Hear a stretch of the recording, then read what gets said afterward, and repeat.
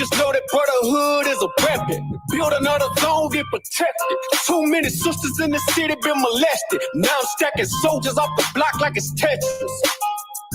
Woo. Know that truth, it give you chills, don't it? Steady ringing in your ears, won't it? If I'm blessed to make a meal, I'ma bust that shit down with my real homies. I just wanna bow. For my niggas stand tall, cause we about to go and get it out. Nigga, I just wanna bow. Look at them 20s where they crawl. I've been praying that my enemies fall. Nigga, I just wanna bow. And I hope you bow too. And it be why I gotta keep it true. Nigga, I just wanna bow. Just give me what I'm due. Let my enemies see the living proof, Lord. I just wanna bow. Hey. Yeah. Tired of them children. You grew up with parents strung out on drugs. Yeah. I just wanna bow. Hope you do too. And I hope you do too. Yeah. Man, to the brother that had a real, and she left him for whatever reason. Yeah. I just wanna bow. I hope you do too. And to the sister, you know what I'm saying, that had that nigga leaving. Yeah. Nigga, I just wanna bow. So my niggas is locked up. I hope you do too. Man, I hope you niggas see the light of day. Yeah, I just wanna bow. Yeah, I just wanna bow.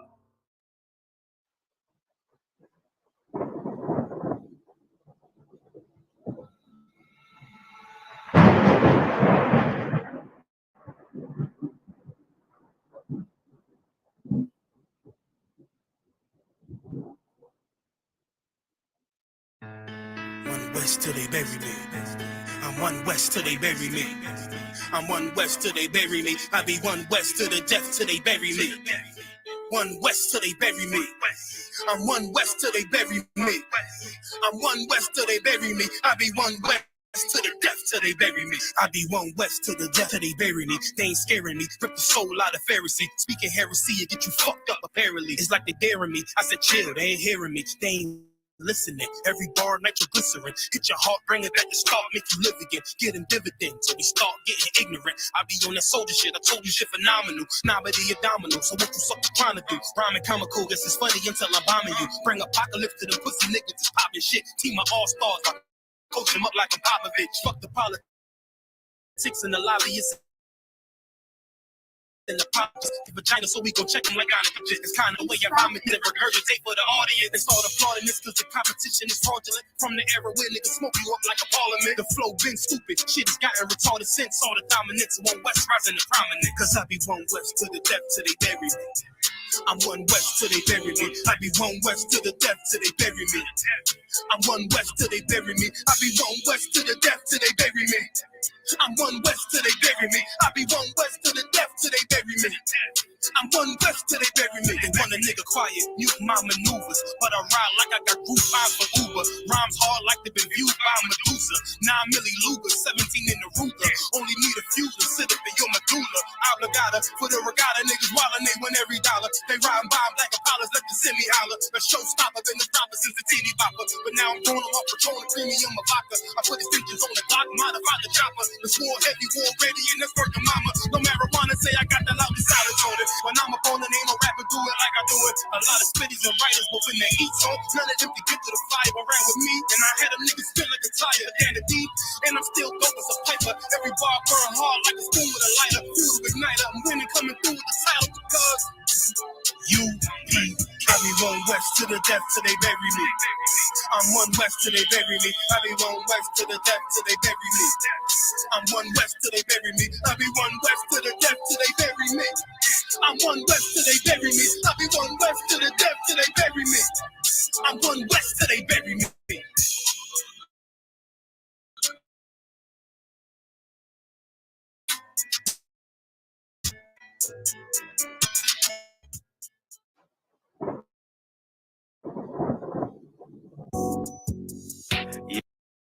Yeah. UBK shit, man. One West. Hey. I'm a UBK nigga, I'm stuck in my ways. That's on them, letting cowards fill up they ranks. Goddamn, lost tribes got them following waves. Loyalty a lifestyle, nigga, I'm just saying. Yeah, I'ma say,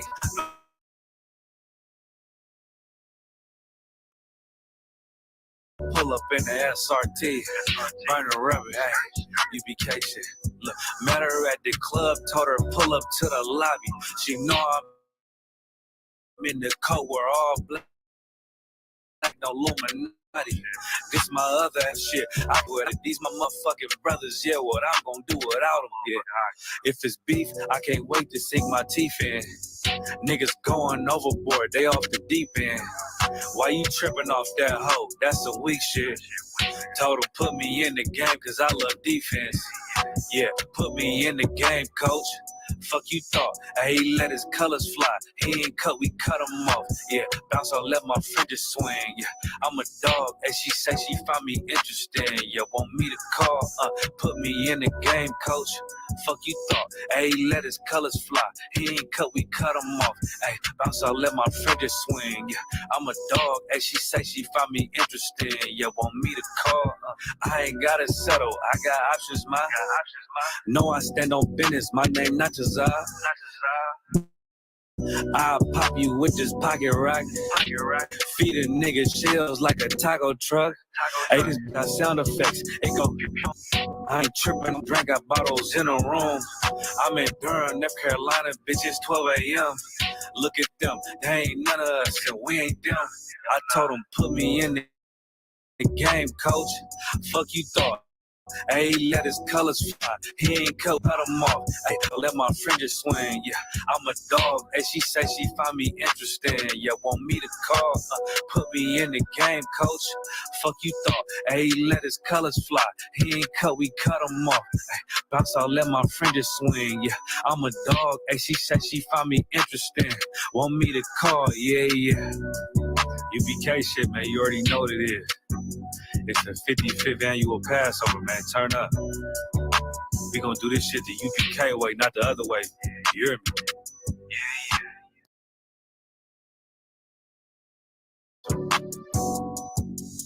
Yeah, yeah. UPK shit, man. One West. Hey. I'm a UPK nigga, I'm stuck in my ways. That's on them, letting cowards fill up they ranks. Goddamn, lost tribes got them following waves. Loyalty a lifestyle, nigga, I'm just saying. Yeah, I'ma say, no, New Orleans is going up. Next spot, we at the B&B. I'm turned up, I'll pull up in the SRT. Burn a rubber, hey, UBK shit. Look, met her at the club, told her pull up to the lobby. She know I'm in the coat, we're all black, no Illuminati. This my other half shit, I can't move without it. These my motherfucking brothers, yeah, what I'm gonna do without them, yeah. If it's beef, I can't wait to sink my teeth in. Niggas going overboard, they off the deep end. Why you tripping off that hoe? That's some weak shit. Told him put me in the game cause I love defense. Yeah, put me in the game, coach. Fuck you thought, he let his colors fly. He ain't cut, we cut him off. Yeah, bounce on, let my fringes swing. Yeah, I'm a dog, and she say she find me interesting. Yeah, want me to call, put me in the game, coach. Fuck you thought, he let his colors fly. He ain't cut, we cut him off. Hey, bounce on, let my fringes swing. Yeah, I'm a dog, and she say she find me interesting. Yeah, want me to call, I ain't gotta settle. I got options, ma. No, I stand on business. My name not Jazar. I'll pop you with this pocket rock. Feed a nigga shells like a taco truck. Hey, this bitch got sound effects. It go pew pew pew. I ain't tripping on no drink, got bottles in a room. I'm in Durham, North Carolina, bitch, it's 12 a.m. Look at them, they ain't none of us, and we ain't them. I told me in the game, coach. Fuck you thought. He let his colors fly. He ain't cut, we cut him off. Hey, bounce out, let my fringes swing. Yeah, I'm a dog. Hey, she say she find me interesting. Yeah, want me to call. Put me in the game, coach. Fuck you thought. He let his colors fly. He ain't cut, we cut him off. Hey, bounce out, let my fringes swing. Yeah, I'm a dog. Hey, she say she find me interesting. Want me to call. Yeah, yeah. UBK shit, man, you already know what it is. It's the 55th annual Passover, man. Turn up. We gonna do this shit the UBK way, not the other way. You hear me? I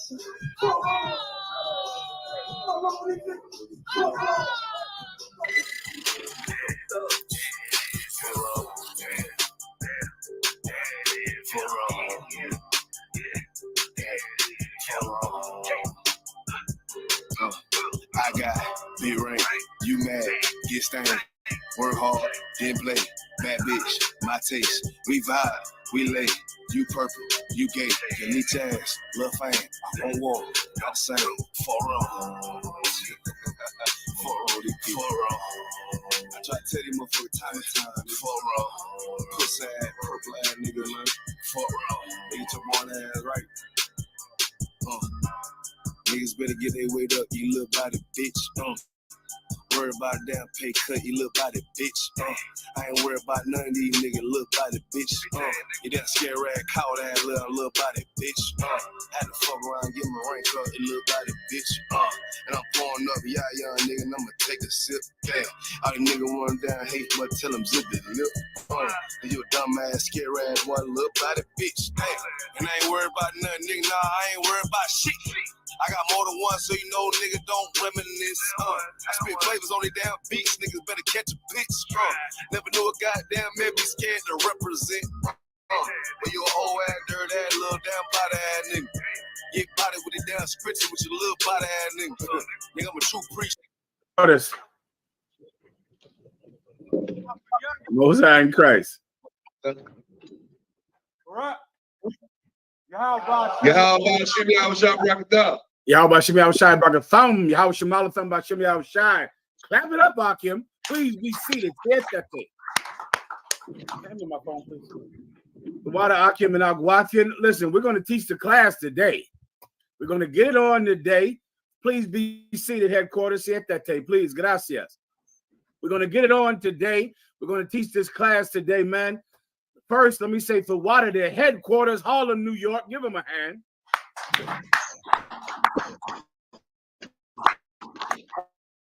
Also, we have Houston, Texas in here tonight. Give thanks to you, Warriors. Was that it? Was that it, headquarters? Con for now. No problem. All right, Warrior. We'll begin with your questions. If you have a question, I'm ready to answer it. We'll go into a few topics tonight. We'll go into a memorial, a deserved memorial for an excellent American, for a true American, an American who's been forgotten, one of many Americans who have been forgotten, who deserve to be remembered, who deserve a memorial for themselves. We'll go into some of those men in here tonight. We'll also go into the Puff Diddy situation. We'll go into that tonight. Ooh-wee. All of you will wish that you follow Commanding General Yohana. You'll wish you listened to Commanding General Yohana back in the 90s when he was teaching you about Puff Daddy before any of these allegations came out. The Israelite School of UPK has always had the same stance on Puff Daddy and men like him, men who the world reveres, but they're an abomination to God, and they always have been. We'll go into that as well, and of course, I'll answer any questions that you might have. It would be my pleasure. I'm ready to rock, headquarters, if you are. Kind of the one kind of sister in the chat says, Salakia, sir, if you don't mind, I had a question about Tobit 3 and 8. Is that spirit Asmodeus that's on that sister considered a mental illness? The water in advance.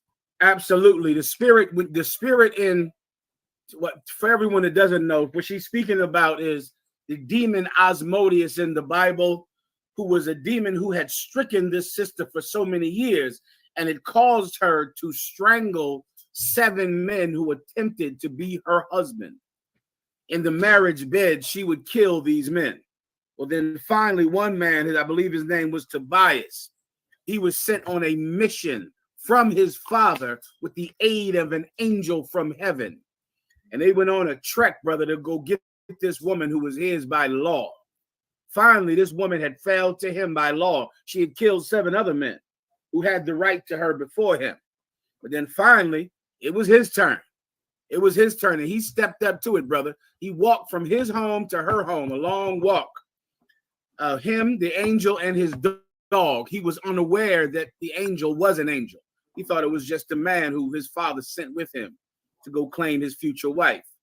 On the way, They went fishing to eat by a lake or a stream, and a giant fish jumped out of the water to eat Tobias.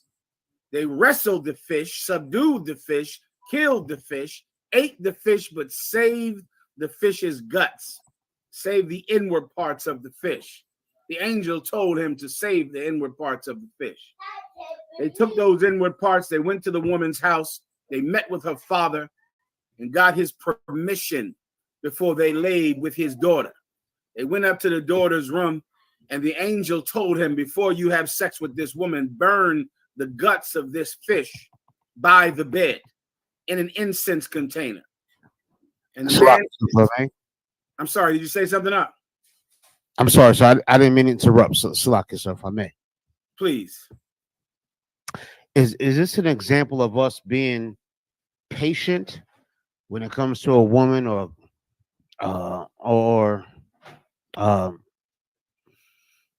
being kind of slow to deal with a woman, so to speak? You know what I'm saying?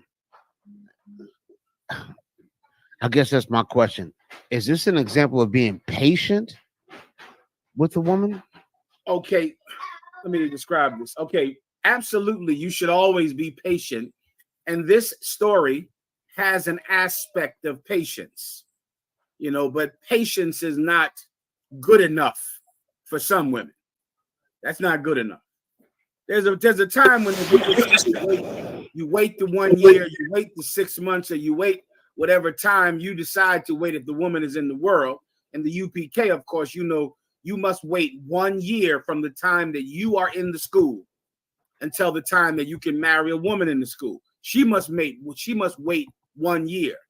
Now, of course, that an aspect of that is patience, because you just can't jump into the bed whenever you want with any woman the way you can if you were going to a church, or if you were in the purple group, or if you were in the Muslim mosque. You could just jump into bed the minute you see the woman. So an aspect of that is patience, but patience is really the smaller aspect, because in that year's time, what's happening is your woman is being cleaned of the demons she came into this school with. Kind of a concept. Demons. You are being cleansed of the demons you came into this school with. Yes, sir. That year is not just simply for you to wait before you jump into the bed with your next victim. That year is to devote time to cleansing yourselves of the demons that all of us have because we come out the world. Do you understand now? Yes, sir. Understood, sir. Tawada, sir.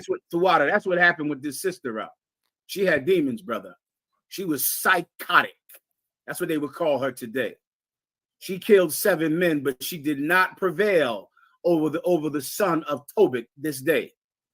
Her demon was cast out because he followed the directions, and he burned these fish's guts in an incense burner. Those fish's guts, as they burn, where did the fish go? The fish was burned, and it went into the woman. When you smell something that's burning, that thing that's burning is now in you. That's why you smell it. It goes from being solid to a gaseous state, and now that gas is inside of you. It goes in through your nose and through your mouth. You breathe it in, just like burning tobacco or burning your marijuana that you love so much. Well, they burn these guts of this fish, and her mental illness was healed. It's to the sister's question, was that a form of mental illness? Can you use fish guts for medicine? Let's ask Alexa. What's her name? Rainwater Blackfoot. Alexa, are there any medicines that consist of the guts of a fish or the intestine of a fish? Headquarters, ask Alexa. Alexa, are there any medicines that consist of the intestines of a fish? From NIH.gov. The present investigation demonstrates that fish trypsin and extract of fish intestines are effective in degrading human epidermal keratin.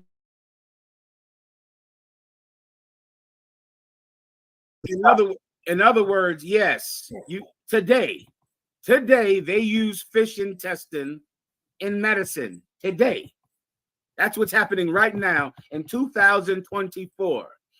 Ask her another way, Ashayala. Alexa, are the find another way to ask it, Ashayala. Are fish used in medicines? Hold up. Alexa, stop. Alexa, turn up volume 50%. Alexa, are fish used in medicine? Here's what I found. Fish is also used for medicinal purposes. Ask her again so everyone can hear her. Alexa, are fish parts used in medicine? From NIH.gov. Fish skin grafting as a new skin substitute is currently Alexa, stop. Alexa, are fish used in medicine? According to an Alexa Answers contributor, the zebrafish is generally transparent and as such is used to test many Alexa, stop. She said it the first time, sir. I think you heard her. Yeah, that's true. Fish are used in medicines today. When that brother burned the intestine of those fish by that bed, that was medicine. That was medicine. He gave her her medicine. She inhaled the fish, and she did not kill her future husband. Take your medicine. You take it. You take your medicine. That sister took her medicine. Why? Why did she take her medicine? Because an angel from God went with her husband to save her life. And he just didn't walk in there with prayers. They prayed at the foot of the bed, but not with prayers alone. He didn't just walk in there and say, Jesus, smack her on the forehead and say, thou art loose, woman.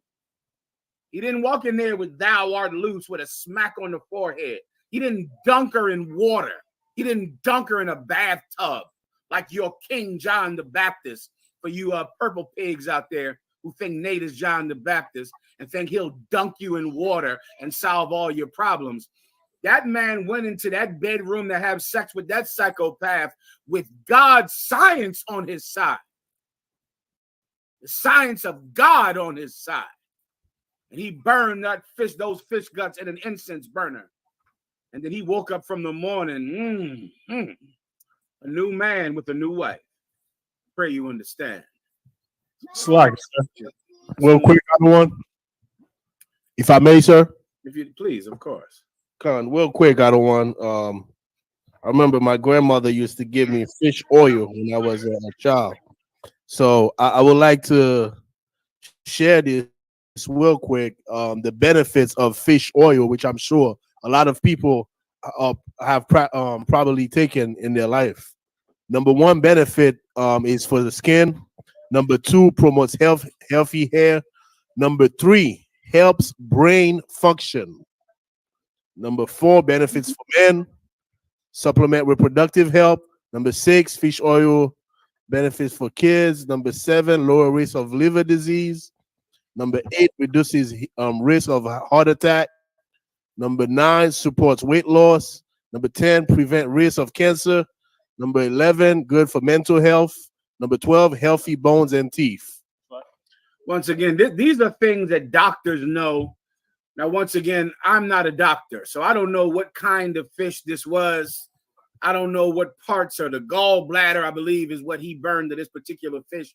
But there are people that devote their lives to medicine that understand what fish and what plants consist of the proper medicine for this particular disease. That is not my business. But I do know that there is a place for that kind of person in this nation, and there always has been. That angel knew that the gallbladder of this fish was an antipsychotic. And if you burn it and that woman inhales it, then you're going to have a new broad, you're going to have a new woman, instead of a dead man. You understand, Levi? If I could, sir, real quick. Go ahead, From verywellmind.com, fish oil can have several health benefits, including protecting and improving mental health. Because the omega-3s found in fish oil are critical to brain health, evidence suggests that taking fish oil may protect brain function and even help treat mental health conditions such as depression. Well, once again, I believe that I'll give you the same answer I just gave Levi. I'm not a fish oil salesman, so I don't know what in the hell it does. You go in there, you ask, who does know? A doctor. A doctor knows. This angel knew. There are people that understand this because they study this. This is not what I study. So I could not tell you that if you rub fish oil all over your head, it's going to take away your crazy. I don't know that that's the case. But I do know that there are people that go to school, and there are doctors, and there are angels from God that understand what fish works, what part of the fish works. To the sister's question, this was medicine. That's to the answer. This was medicine. He gave the woman medicine, not magic. He didn't burn the fish in the fish gallbladder for some magical reason. That's why you burn sage. You burn sage for magic, because magic is fake and make believe. He burned this fish gallbladder for medicine, and it's actually scientific today. Everyone understands? Count out of one, count. Okay, we ready to rock or not? Count, sir. There's a question in the room. Go ahead, Warrior. Y'all gonna have to shut that noise up over there. Go ahead, Al. John, Salakia, sir. I just wondered with everything going on, in the Middle East, who exactly are the Palestinians and who exactly are the Iranians? Man, listen, I always ask Commander General Yohana that a lot of those nations, I do not remember who exactly the Palestinians are. I'd have to ask Commander General Yohana. I don't know if some Kurds over there in Iraq, the Palestinians. I do not recall who they are. So many different people have been in that land throughout the years, but Commanding General Yohana absolutely does know. But I can't recall, Ibaria, exactly who they are. All right. Khan, sir. What also the other question was, I was going through and I wanted to get an understanding of the scripture when it says the Most High will eternally forever have war with Amalek, and get a breakdown of what he actually means by that. You mean that those ones that Saul was commanded to unalive, right? This is after the incident with the rock. So you remember Moses lifted up his arm with the rod. His arm got tired, so they had to put a rock under it. That was during Amalek. This is Exodus 17 and let me see, and 17 and 16. For he said, because the Most High have sworn that the Most High will have war with Amalek generation to generation. You want me to explain that? Yeah. What does he mean like Amalek? Like meaning similarly to how I understand it, Amalek, just like Judah's what's called the royal tribe, Amalek is like the head duke of Esau, meaning like just how he loves us, he just as much hates Amalek and wants to see them destroyed above all other races. Like the Italian, is it saying the Italians will be better off than Amalek? Well, no, to be exact, you precept this with Obadiah when the Most High said there shall be none remaining of the house of Esau, right? Why? Because of his violence against his brother Jacob. The reason that the Most High God must have war with Amalek is the people you call today so-called Jewish people. They're the chief house of the house of Esau. Esau is the biblical name, or Edom to be exact, is the biblical name of our oppressor today. His head tribe, his leader is Amalek, who are the people you call today small hats or Jewish people today. If I can't say Jewish people, I show y'all to get rid of it or something, all right? You understand? So he's going to perpetually have war with them because of what they have done and because of what they do to his sheep, to the lost sheep of the house of Israel. Because of their crime. That's why everyone believes that the violence that you hear in the Bible is somehow, cruel or somehow unfounded. The violence that you perceive in the Bible is not violence at all. It's justice. It's the punishment for hurting the people who have no other protection. The children of God have no protection against Amalek. The children of God have no protection against Edom, and so God is their protection. And because of that, he will perpetually be at war with Amalek and perpetually destroy the house of Edom. You understand? No, concept. The water. No problem. Anything else? There's another question in the room, sir. Please, warrior. Shalom, sir. Always good to see you as always. It's excellent to see you as well, brother. Please, what can I do for you? Khan, sir. I was on social media and you posted, it seemed like the Most High put a spirit on you to go live and say, comment on the brotherhood in these day and times, and to band together, and that we're all we got, and how important it is at this time. Yeah, brother. It, as always, it fell right on time, and I wonder if you just speak on that just a little bit more, because I appreciate it so much. Most High in Christ, the water, give the warrior a hand. My pleasure. Up. My pleasure. I will elaborate on it. As you know, I was raised at the feet of Commanding General Yohana. I sat at his feet as a child, and I learned from him.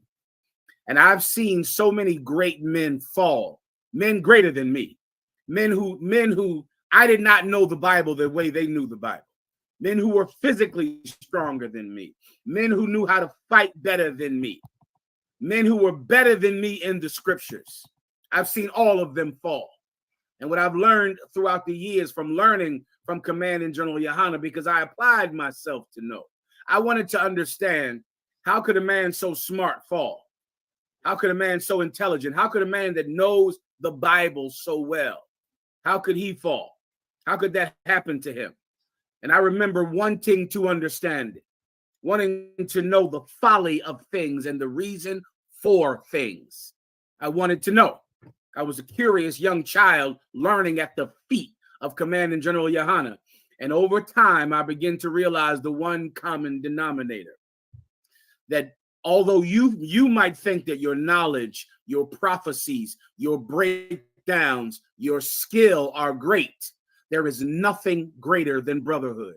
And if you do not have it, there is no skill that you have that can protect you from falling. Nothing. There is nothing greater. And now, what does that protect you against? From all of the gifts that God gives you, making you think that this brother who doesn't have these gifts, and I know everyone sees it, especially now because of social media.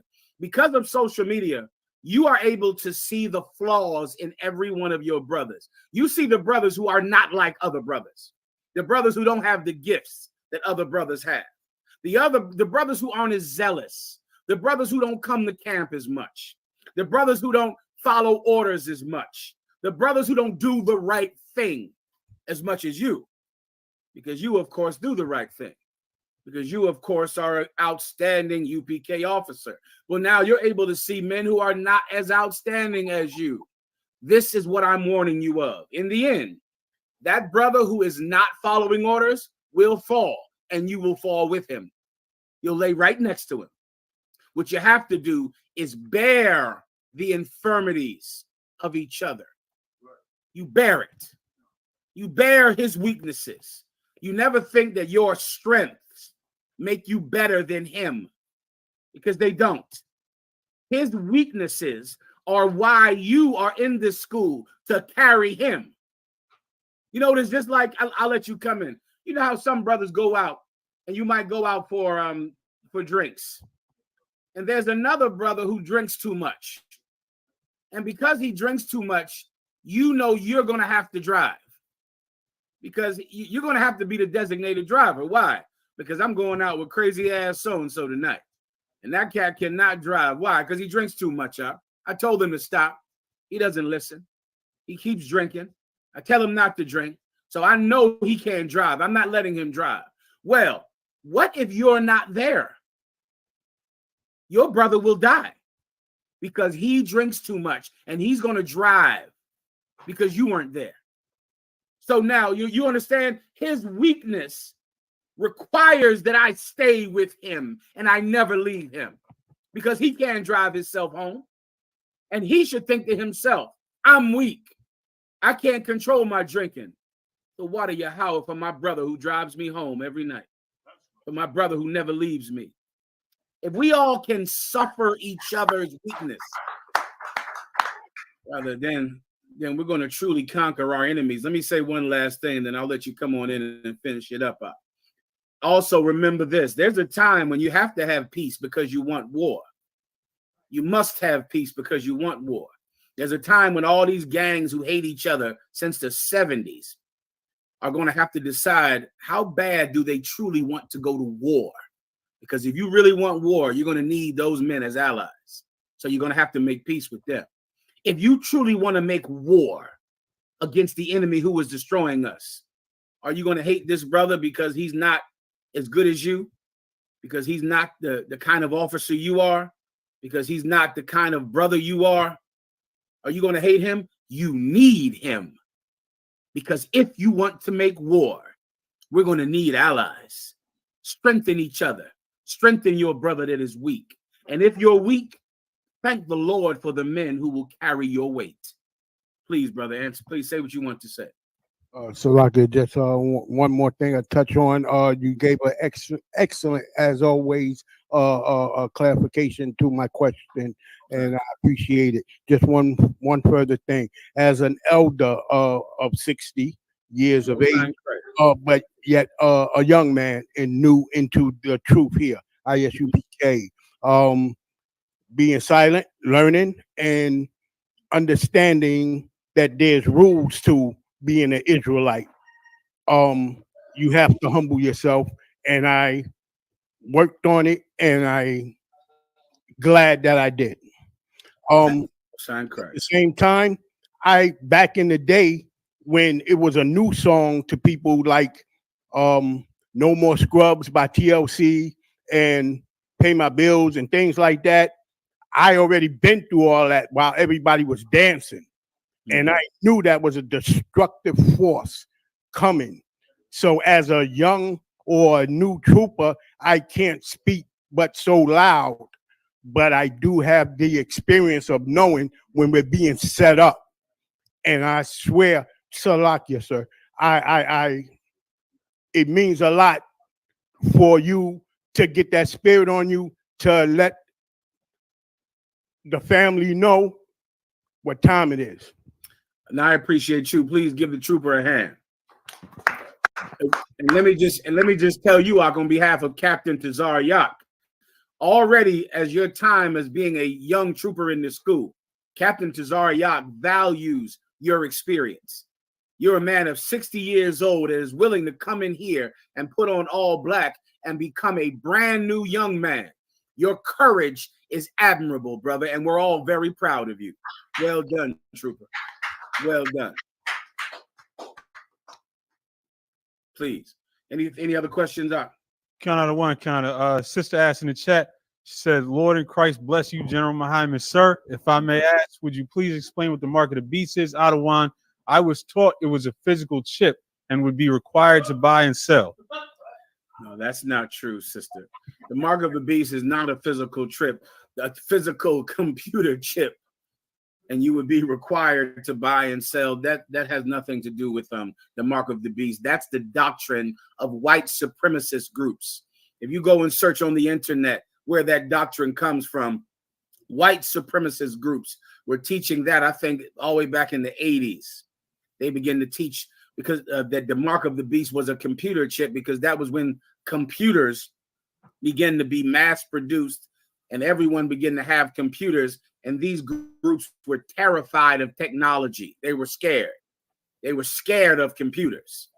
And so they said, the mark of the beast are these computers that are going to come into your home and they're going to plant them in your brain, simply because they were terrified of technology, scared to death of it.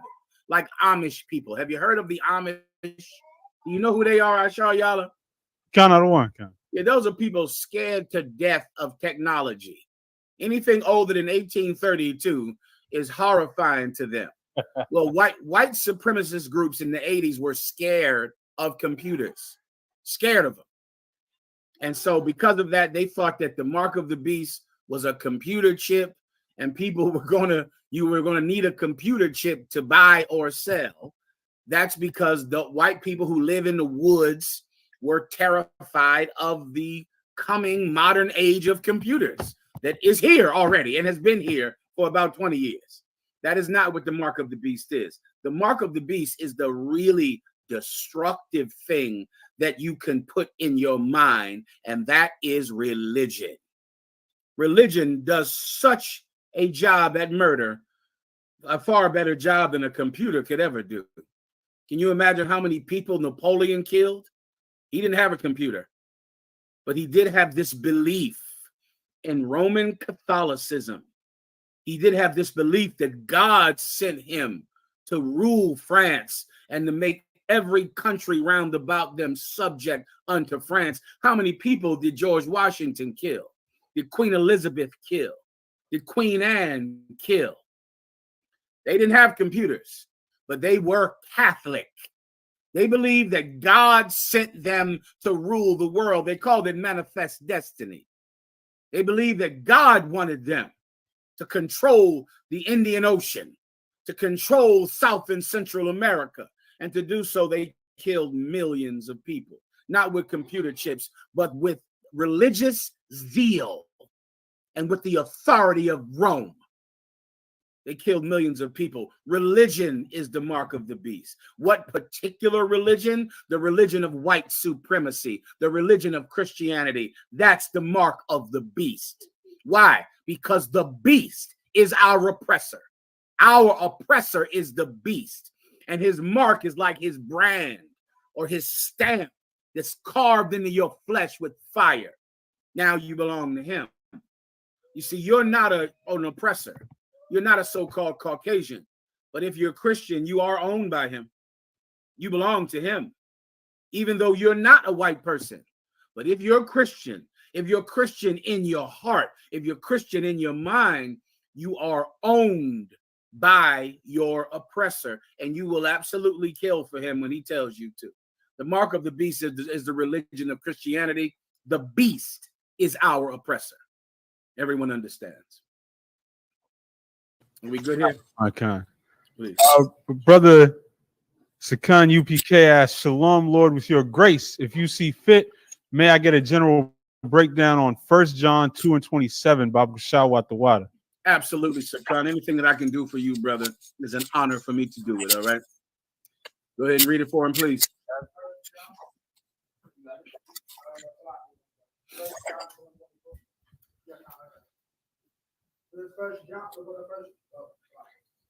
This is the book of 1 John 2 and 24. Let that therefore abide in you, which ye have heard from the beginning. If that which ye have heard from the beginning shall remain in you, ye also shall continue in the Son and in the Father. Let me explain right there. The thing from the beginning he's speaking about is the truth. He's talking to men who are already in the truth. And he's saying, don't forget about the things that you learned when you first came into the truth. Like you brothers in Hebrew Academy, you're young men in the school. And there's a foundation that's being built in you right now. That foundation is what? Is God's law, God's commandments. Knowing the scriptures, knowing the breakdown so that you can defend the gospel of Christ. Knowing the language that the Bible is written in. Knowing God's holy tongue, the Hebrew. And knowing brotherhood. And knowing how to defend your brother, even if it means your life. That's the foundation that you learn from the beginning. You learn it from the start. As you grow older in the truth, many men, to their own error, they forget what it was like when they first were in the school. They lose it. They lose it because they don't fight to keep it. That's all. It's like anything else. It's like a marriage. Some of you brothers out there wonder why you fall out of love with your woman. I don't understand falling out of love with a woman. I don't even get it. I don't understand that. Why? Because I know what it takes to love something for the rest of my life. I pray you understand.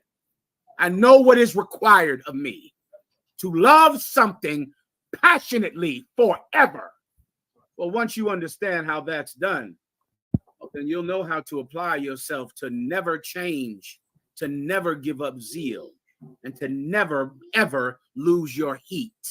lose that thing that you had from the start. Don't lose it. Think about what it was like when you first became an officer. Think about how bad you wanted to get to camp. Think about what you would do for the UPK and for your brothers and for your sisters. You remember that. Now, as you grow older in the truth, you know what happens? Problems from the world begin to happen. Then you start to get problems at home, problems on your slavery, bills and work, you know, your slavery, your wife, issues. They begin to stack up and they begin to cloud your zeal that you had when you first learned the truth. Don't let it happen. Don't let it happen. Love this woman forever, brother. Love her forever. I pray you understand. One kind. Read it from the top and I'll explain. 24. Let that therefore abide in you, which ye have heard from the beginning. The things you were taught from the beginning, let them live in you. Don't get rid of them. Don't change. Don't change. Don't now realize, well, you know, I got my job and my wife and my kids and blah, blah, blah, all that nonsense that now changes you. And it is not going to help your wife or your kids. Your wife and your kids will not benefit from you becoming disloyal to the UPK. All your wife and your kids will do is learn how to be disloyal to you. Don't change. Keep it in you. Keep going. Damn right, warrior. Keep going. That which ye have heard from the beginning shall remain in you. Ye also shall continue in the Son and in the Father. Because if you continue to have the thing in you that was in you when you first learned the truth, then you will continue in Christ. And because you continue in Christ, you will continue in God. That's why that purple pig, Nate, he should know that he's not in the truth anymore. Why? Because Nate did not continue in what he was first taught. He left it. Then he makes a new Israelite group thinking that he's still with God, that he's still with Jesus. How could you be? How could you be? You left the thing that you were in the beginning. So now God is no longer with you. Now Jesus Christ is no longer with you because you don't have that thing in you that you first had when you got your Hebrew name, that you first had when you became an officer. That's not in you anymore. So God is not in you. Simple enough to understand, right?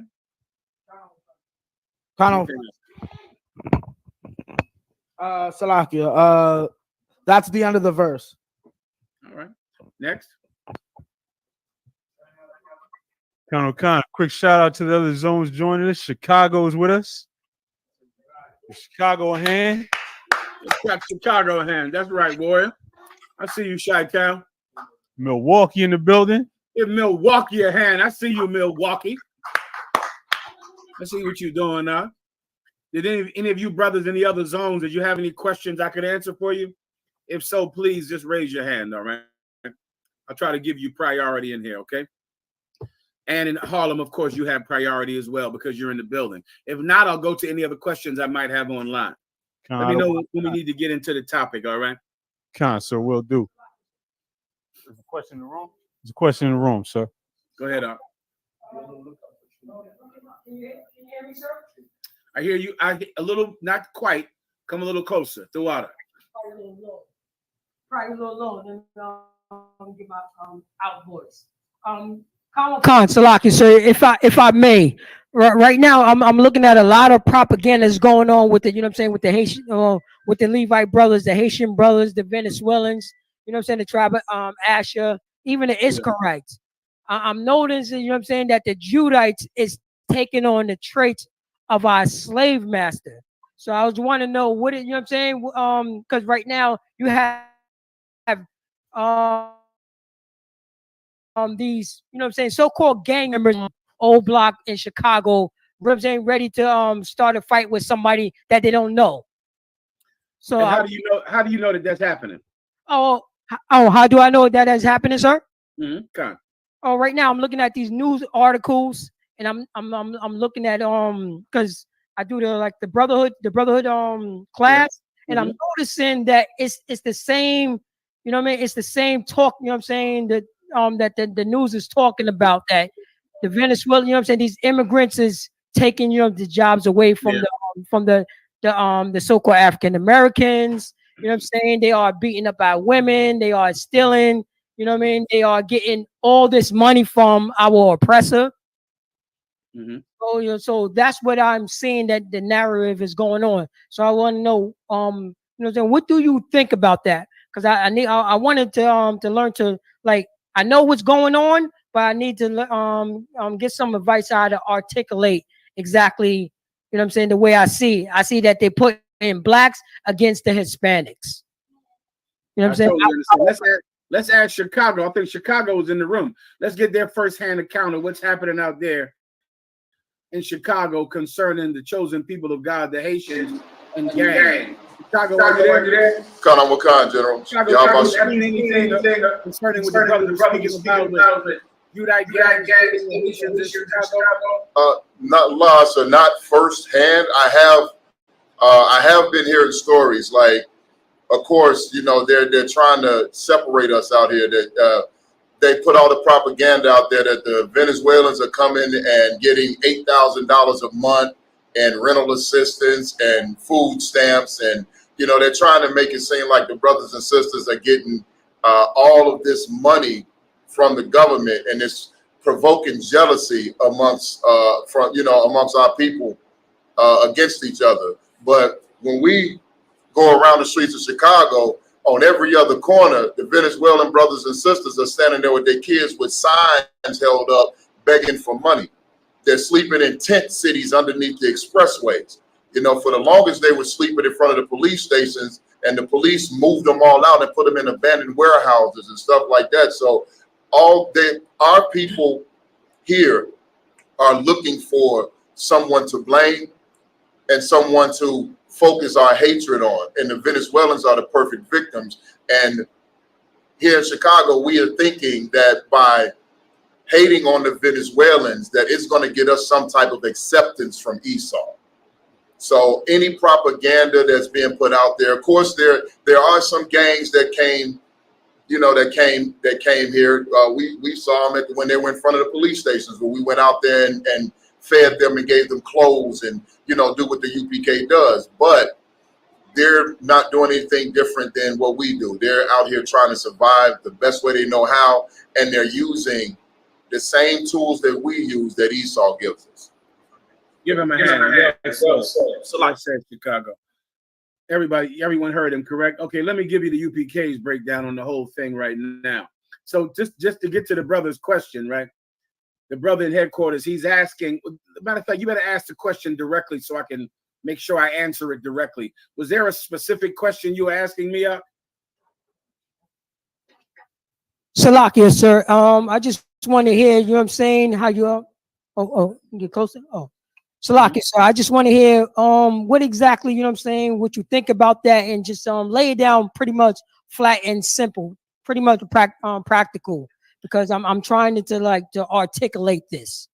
Salakia. I'll lay it down as flat as I'm able to. Ayicien ya pukatyo. Is that correct, Levi? Say it for me. Ayicien pa pukatyo.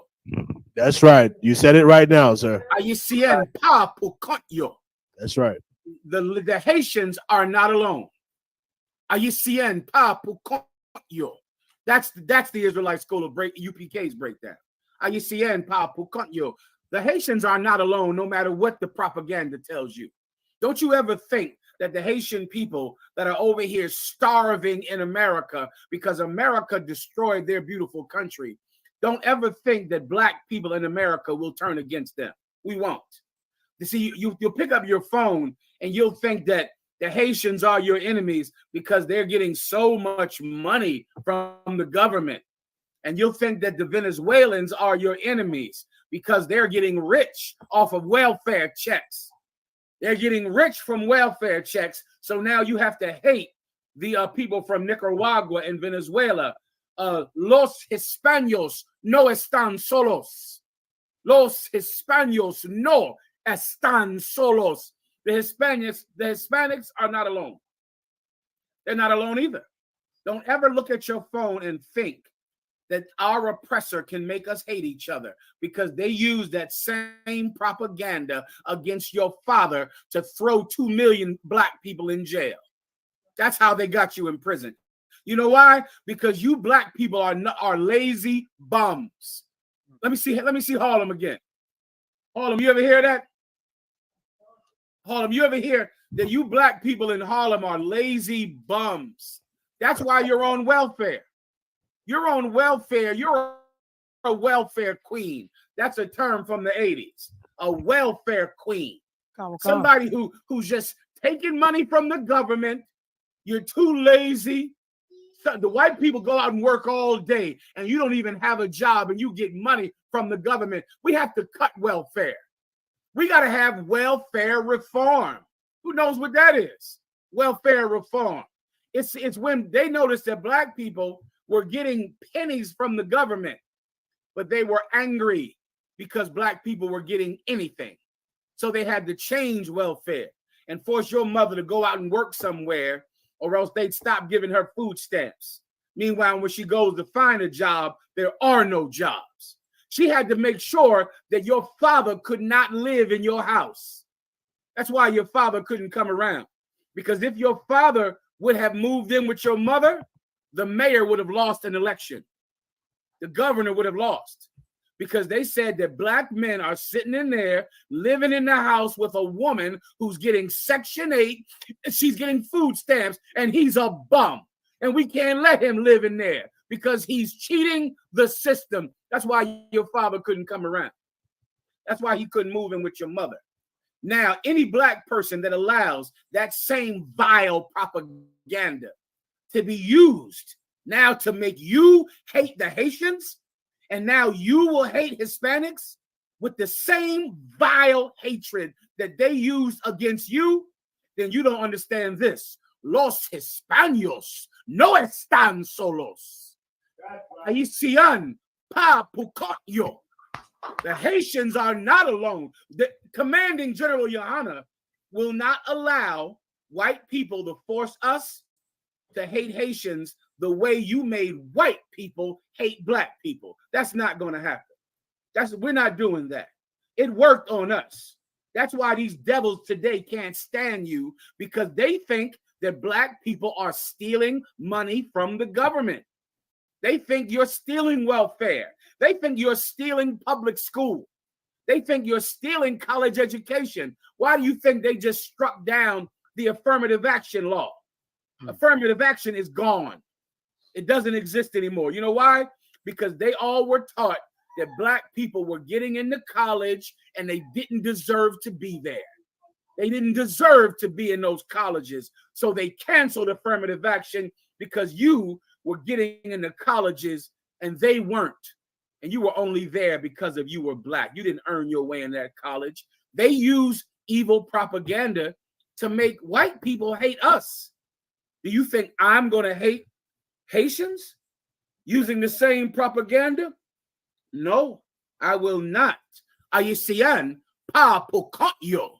Los Hispanos no están solos. I won't leave them alone.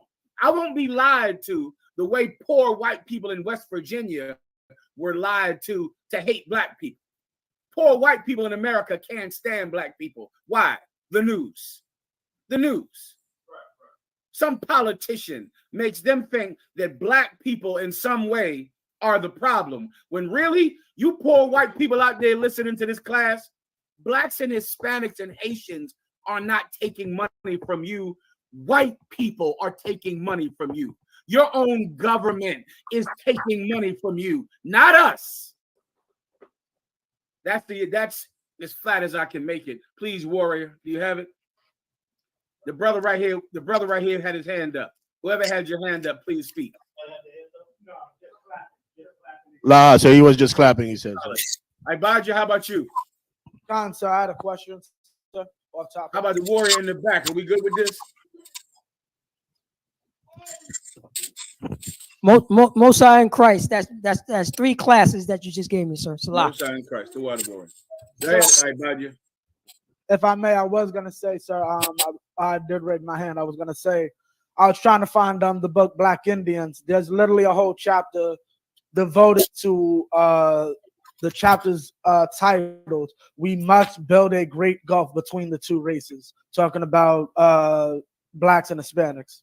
Like this is you're a well-read officer, because that is exactly what is in that book, Black Indians, and I haven't heard it for 10 years.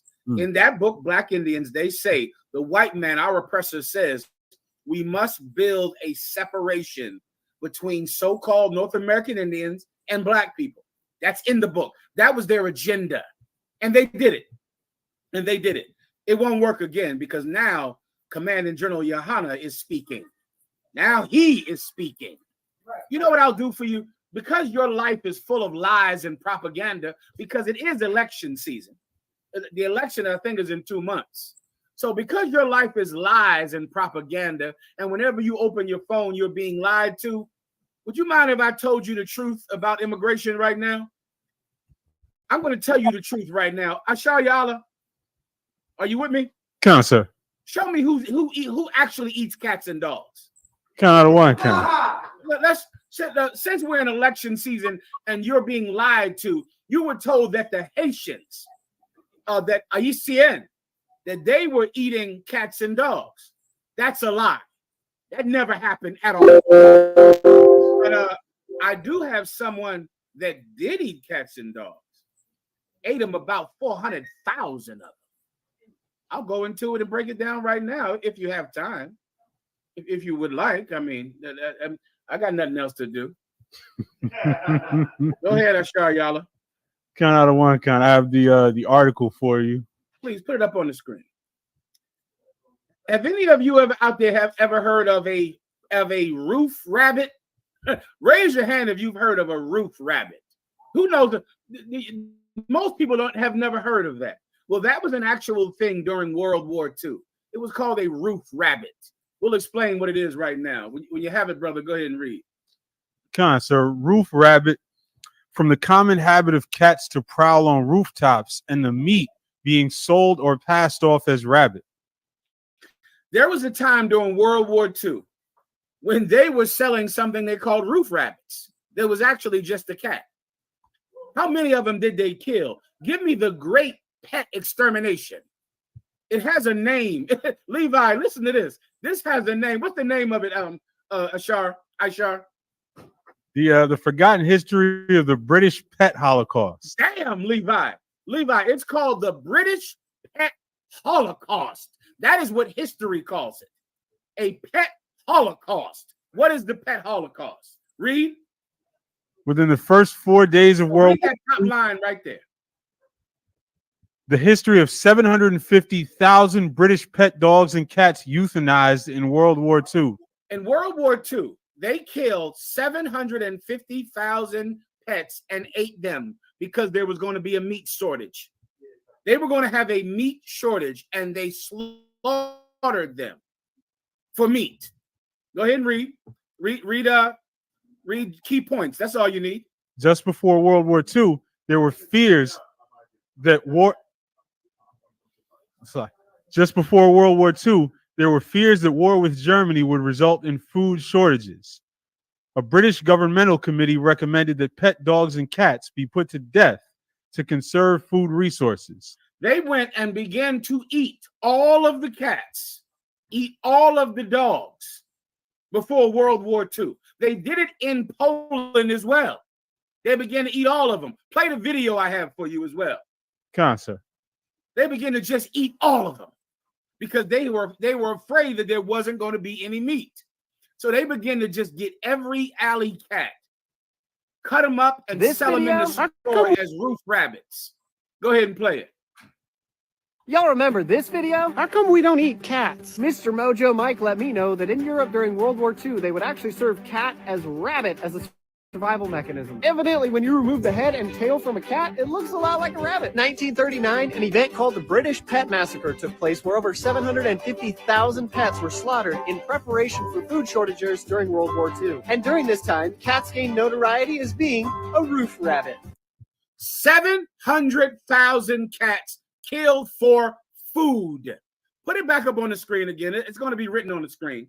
this video, back how up. come we don't eat And then I want you to freeze it when they say killed for food. Keep going. cats? Mr. Mojo Mike let me know that in Europe during World War II, they would actually serve cat as rabbit as a survival mechanism. Evidently, when you remove the head and tail from a cat, it looks a lot like a rabbit. 1939, an event called the British Pet Massacre took place where over 700... Pause. That's true. That's not propaganda. That happened. 750,000 pets turned into food. It has a historical name. It already happened. It's called the British Pet Holocaust, the British Pet Massacre. They just caught every cat, killed everyone, killed all of them. Food. That's not propaganda. White people ate cats. They ate cats. They're the ones that ate their dogs. And they ate their dogs a year before World War II. When you go do the research, they were in preparation, preparing for a time when they thought they would not have any food. And so they began to just kill all their cats. And instead of calling it a cat, they called it a roof rabbit and ate it. That happened. That's not propaganda. That's historical fact. Everyone understands? Sir, Captain Kahuntham Yard said, ask the white people in Asheville what they're eating now. Ooh-wee, Kahan. Ooh-wee. They eating a lot of roof rabbit in Asheville, North Carolina. They eating tons of roof rabbit in Asheville, North Carolina right now. You got it? Like it, sir? I believe everyone understands. I'm good. I believe everyone understands, correct? Alexa, stop. Salaki, the comments are going crazy with that in disbelief.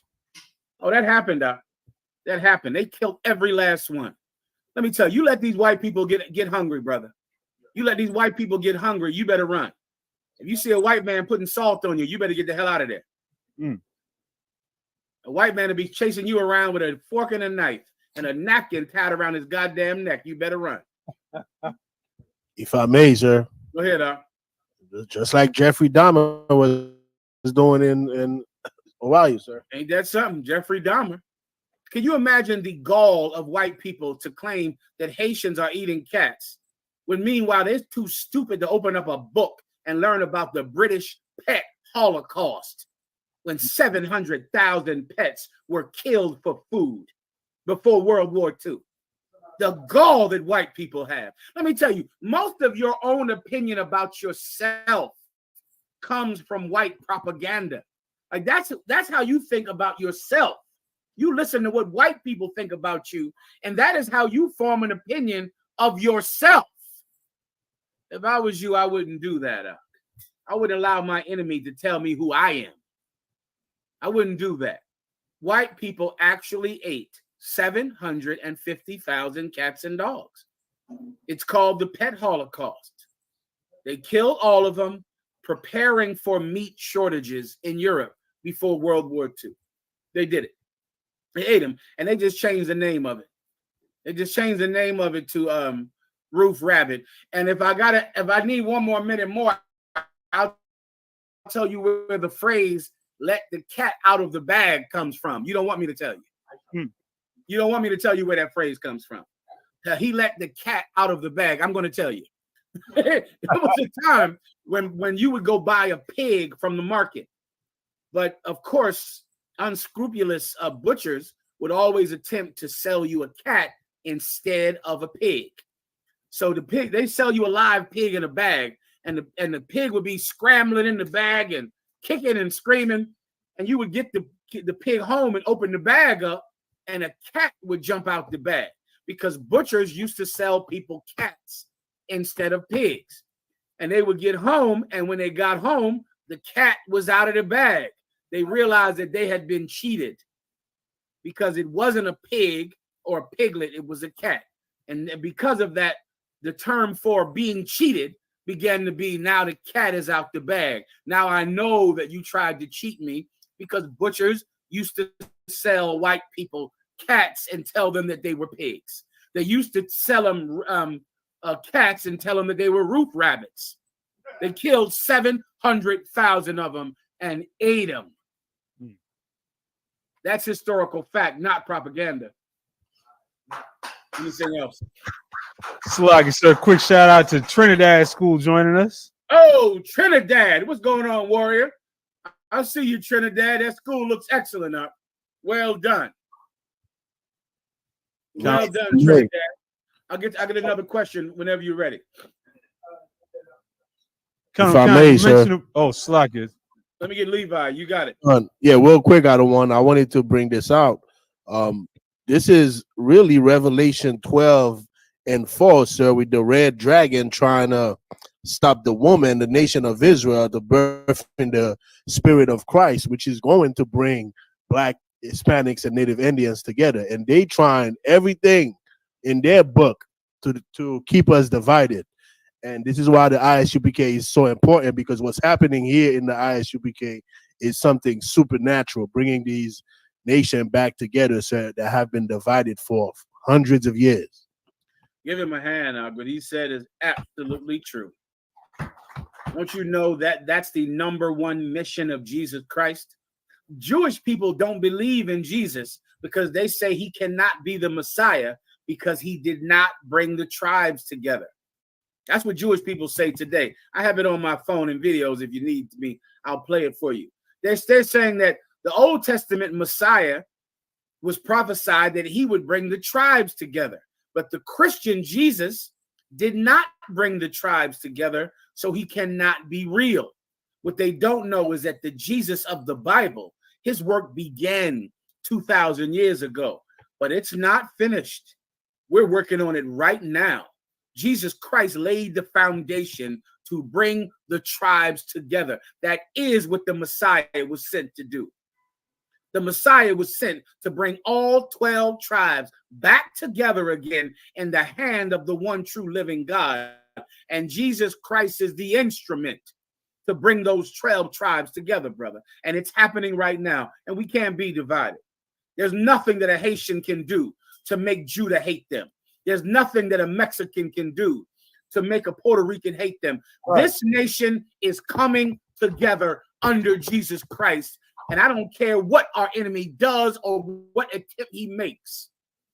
But everything he does will fail because God wants unity in this house. Everyone understands. Con. I'm ready whenever you are. Con, sir, you mentioned how close we are to the election. Captain Gadalhar had a question.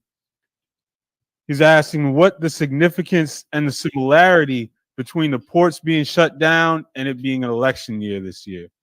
Well, let me tell you something. You can expect a strike every election year. It's going to happen. Why? I'll try to explain it to you in the simplest terms available to me. There is a war in America. It's been going on since about the 1800s between the working class in America and the rich in America. They fight each other. They fight each other for power. The working class has power in numbers. The rich, his money is his power. And so what you'll find is that the unions, the white-led labor unions in America, around every 4 years, they will battle over more money. They'll battle over better conditions. They'll battle over ownership in their companies.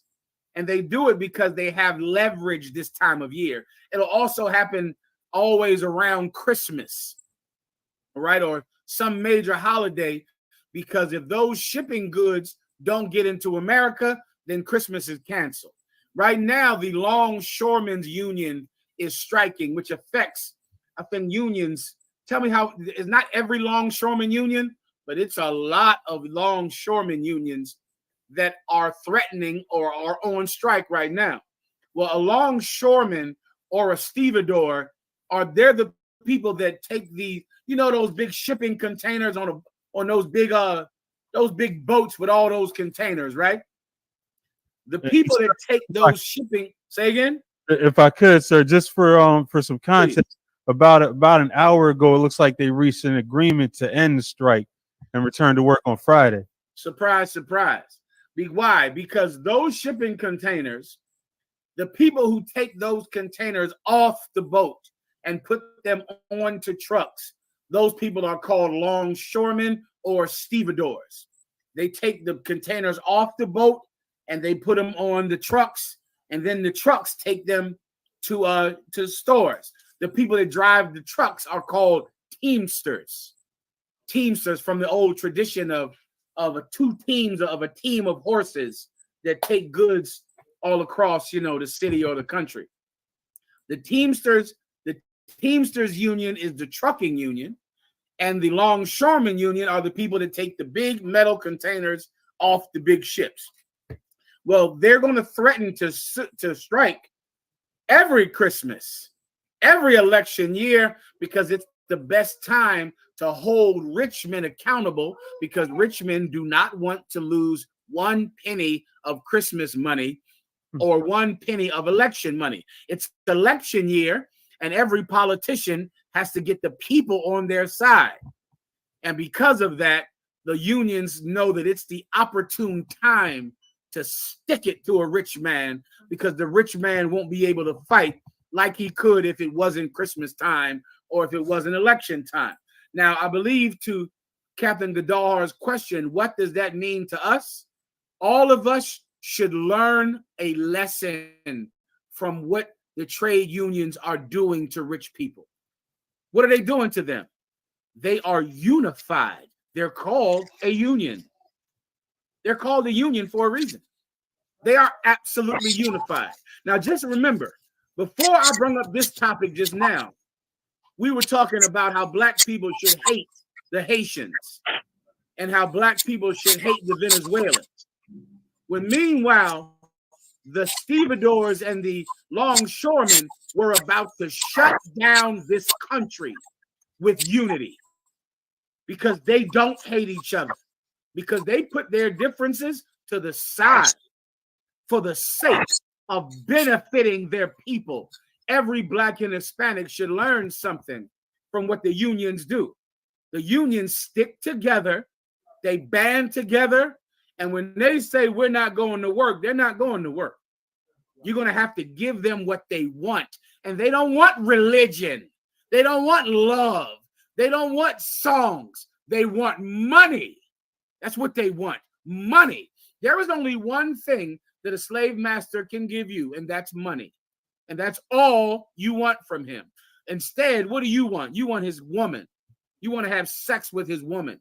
You want to go to his church. You want to go to his school. You want to live in his neighborhood. You want to kiss him and be his equal. When the longshoremen want money from their boss. What do you want from yours? Church, religion, love.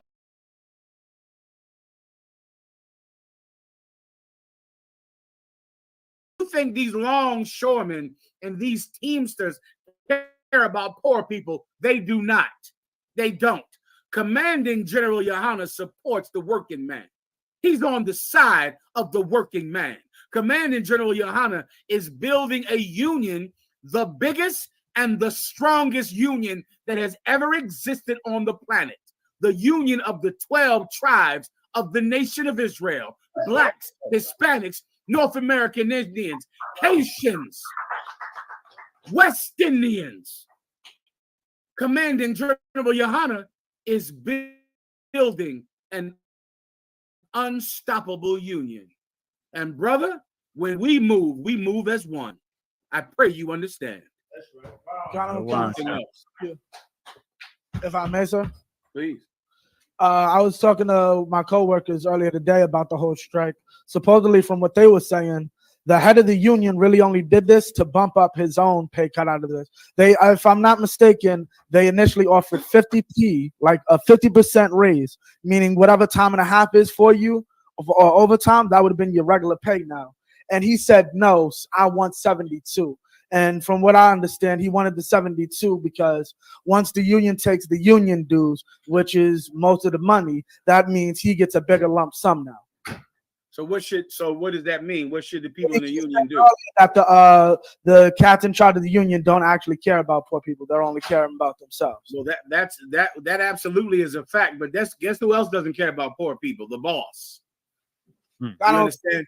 Remember, when you open up your phone, you're getting lies from both sides on your phone. The boss is saying this person only did this because they want a bigger house. That's what the boss is saying. The union is saying we want more money, and the union is working with the mafia. The union works with the mafia, and they work with, you know, all the mafia in New York City. Both of them are devils. But just remember this: Commanding General Yohana is on the side of the working man. That's who he supports. Commanding General Yohana does not support your boss. He doesn't support the corporations. He doesn't support the oligarchy that control this planet. He supports the working man in sincerity. That's who Commanding General Yohana actually supports. Now, your union, they're doing the best that they can, and having any union is better than no union. But your union is nothing compared to the union of the 12 tribes of the nation of Israel. That's a union that will be the boss. That's a union that will become lords over this entire planet. Everyone understands? You got it. Okay. Anything else? So real quick, there's a question in the chat. My brother would like a breakdown, Salaki Adawan, if I may, with your grace, of Job 1 and 4 through 5. He's asking, was Job's kids celebrating their birthday? Absolutely. I'll read that for you, warrior. No problem. Let's go ahead and read it. Job chapter 1. There's Job 1 and 4. And they feasted in their houses, everyone his day, and sent for their 3 sisters to eat and to drink with them. Verse 5. And it was so. I'm sorry. Can you read it from the top again? I missed it. I'm sorry. Job 1 and 4. And his sons went and feasted in their houses, everyone, and sent and called for their 3 sisters to eat. Okay, you said his sons went and feasted in their houses. Go ahead. Right. Feasted in their houses, everyone his day, and sent and called for their 3 sisters to eat and drink with them. 5. And it was so, when the days of their feasting were gone about, that Job sent and sanctified them, and rose up early in the morning, and offered burnt offerings according to the number of them all. For Job said, it may be that my sons have sinned, and cursed God in their hearts. Thus did Job continually. I got you. Yes, this is absolutely a sin what they did. So this is a birthday celebration. And I'm sure at that time, my God, the Babylonians or whoever else, whatever tree round about the garden, whatever nation was celebrating birthdays at that time, they got it from them. But this is a birthday celebration, and his sons and daughters did it. Job said, my son, they might have just sinned by having this. What happened to Job's sons and daughters next? Who wants to tell me? They were deleted, sir. Yeah, they were all unalived, all of these sons and daughters. Yes, this is a birthday celebration. Or to be specific, this is a celebration for themselves that was a sin against God. That cannot be denied. So I'm being very strict about how I'm breaking it down. This is a day that each one of them had to themselves to celebrate that Job knew was a sin against God for them to do. What's very similar to that? A birthday celebration. It's a day that is for you. You celebrate it, and it's a sin against God. That's the breakdown completely. All right? I'm saying that because it doesn't say their birthday, but it does say they had a day that was their day. They did it, and Job knew it was a sin when they did it. Go ahead, Lee. Go ahead, Ibaji. If I may, birthday is mentioned for Pharaoh in Genesis, so the word does exist. That people absolutely celebrated birthdays from the other nations. That's correct. From Pharaoh, the Egyptians. Correct. Anything else?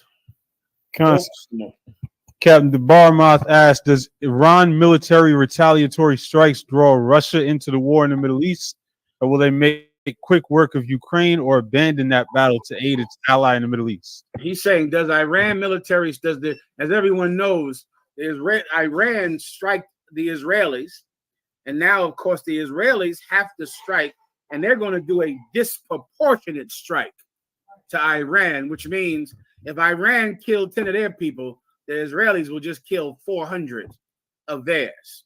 Does Iran military strike draw Russia into the war? Why? Because Russia are the main allies of Iran.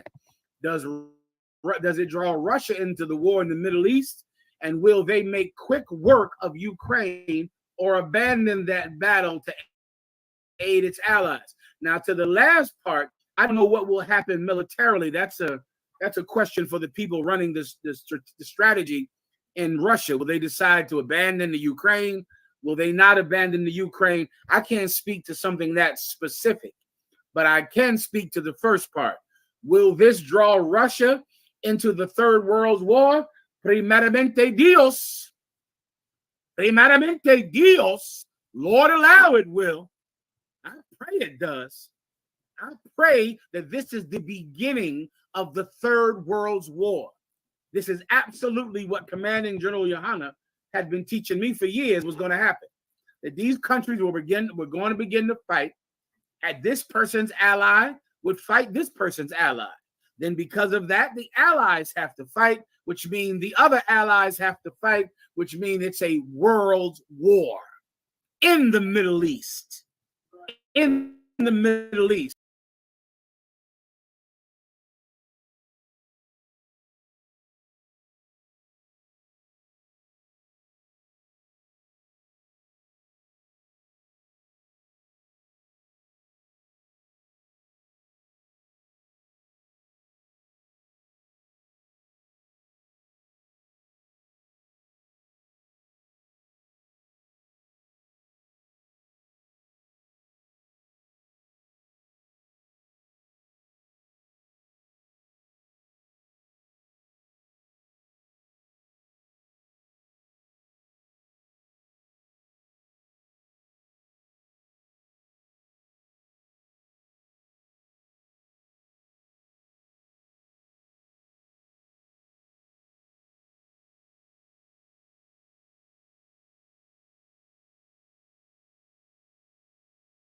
Which is absolute biblical prophecy that Commanding General Yohanna has been teaching me since I was in my early 20s.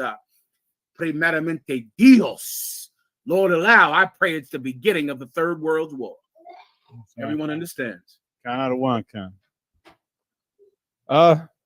Sir, a brother called Brain Damage asks, General, why is the so-called women of the tribe of Judah so wicked? I'm from Benjamin. Really? I'm from Benjamin, and I simply can't understand it. Help me. Thank you in advance, my liege. Absolutely, Brain Damage. You have a very humble name.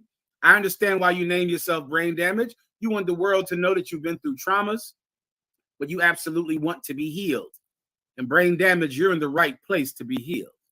Well done, warrior. And I absolutely will answer your question that was asked with so much grace. Let me just help you out. The belief that Black women are cruel is more propaganda. That's not true. That's not true. Brain Damage, what is a Karen? What's a Karen, Brain Damage? That's all. You know, there's a thing, you know, for all my life, I've heard how Black women are so evil and so cruel and so terrible.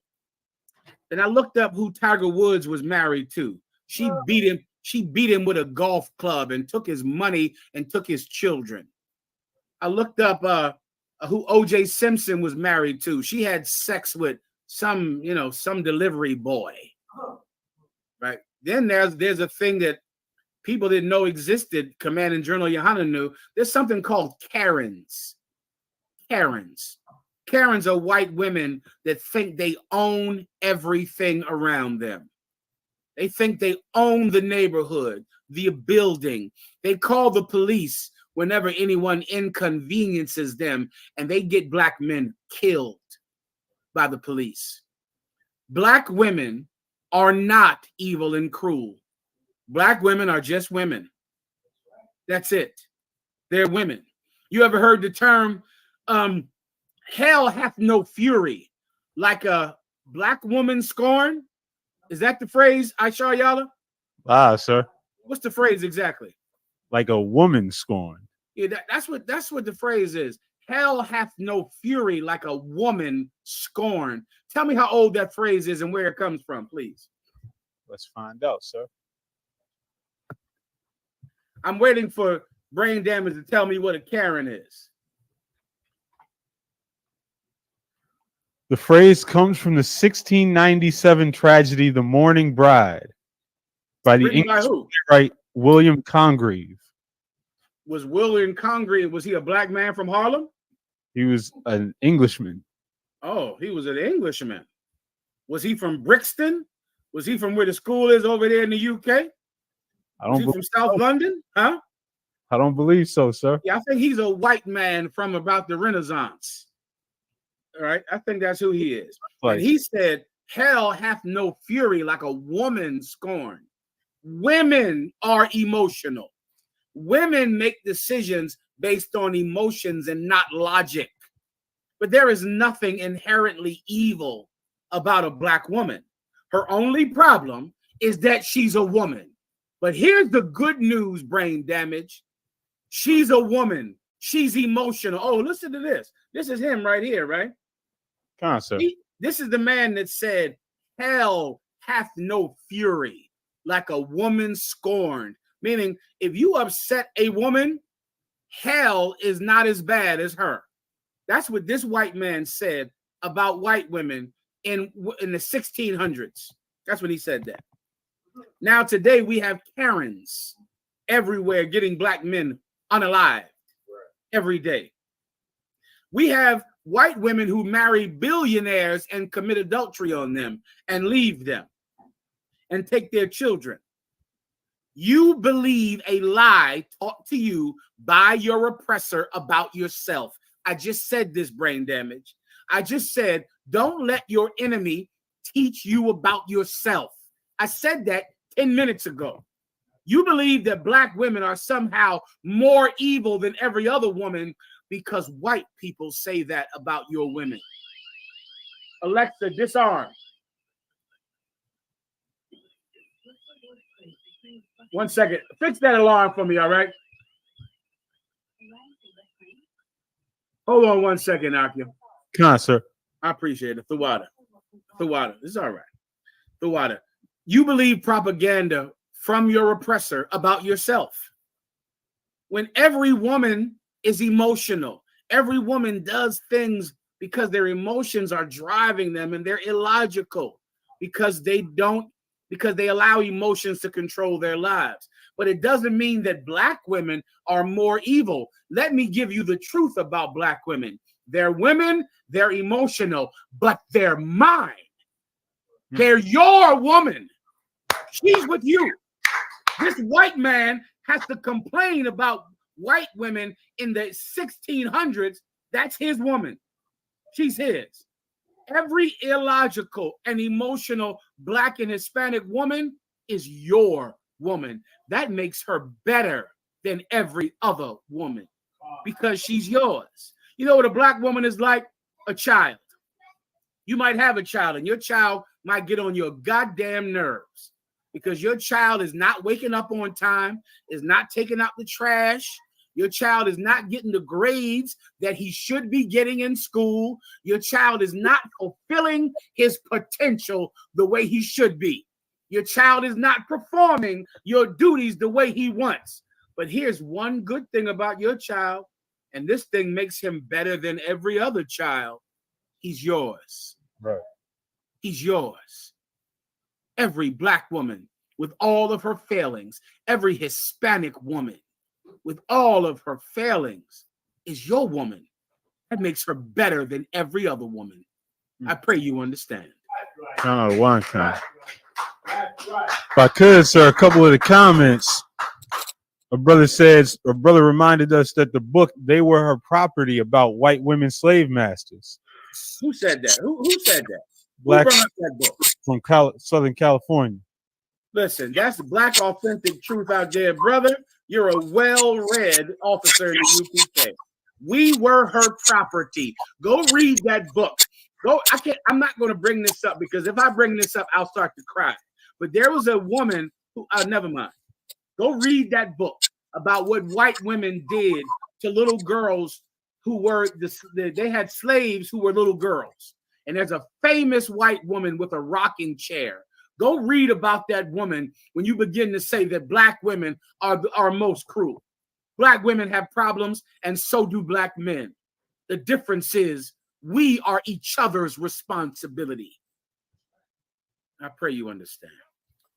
Kind out of one kind. Next question. There's a question in the room, sir. Salakia, sir. I'm ready.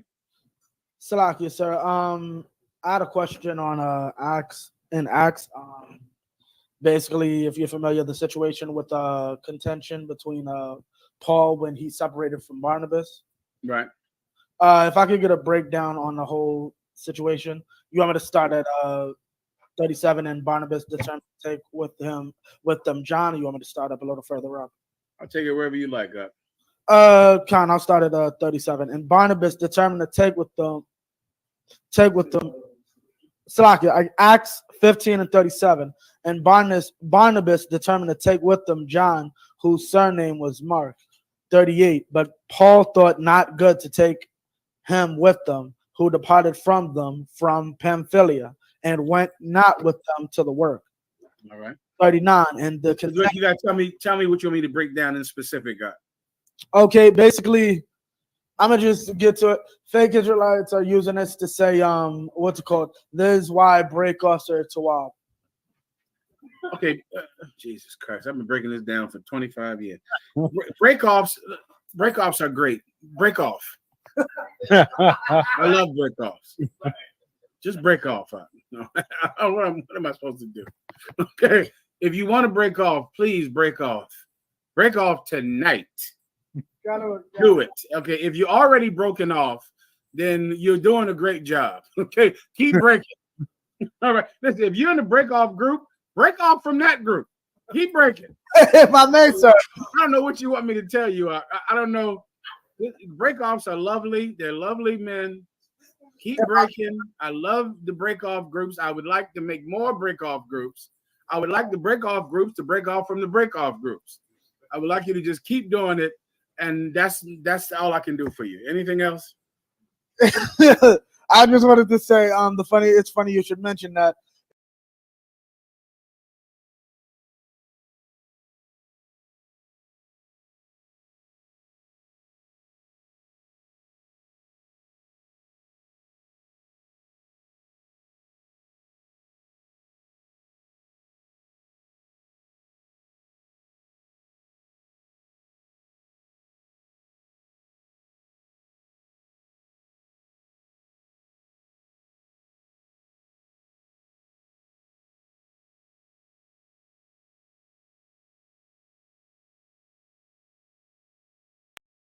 Command in General Yohana to be loyal to another brother. You have to betray yourself. You have to be disloyal to yourself. And to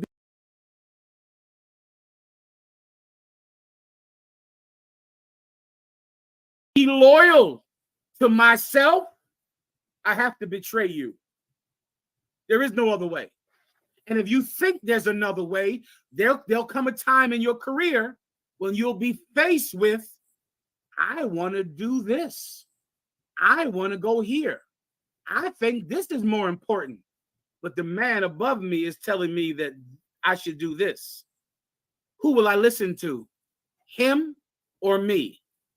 I will have to betray myself to be loyal to him. To be a disciple of Christ, we all have decided to betray ourselves, to be loyal to one another. It's a decision. It's a decision. Every soldier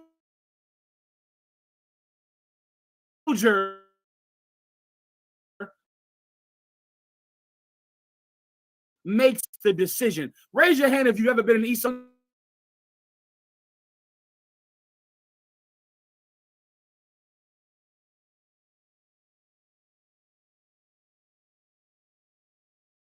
To go, you want to be with your wife.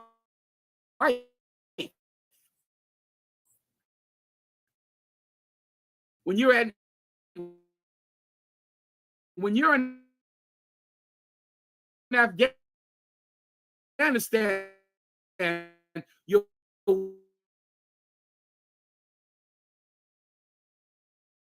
happen when you're in the white man and your wife is having sex with some other.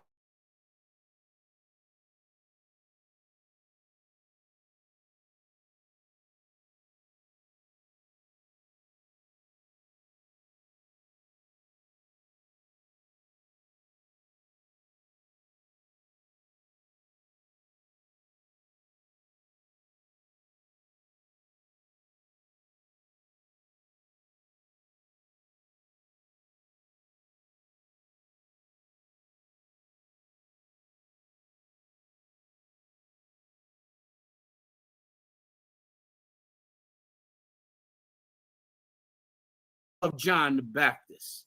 You love him. But the Bible says John the Baptist, give me the precept. The Bible, nevertheless, he shall be least in the kingdom of heaven. The purple pigs couldn't stand that. They hated that. Why? Because their grandmommy was a Baptist and she loved John.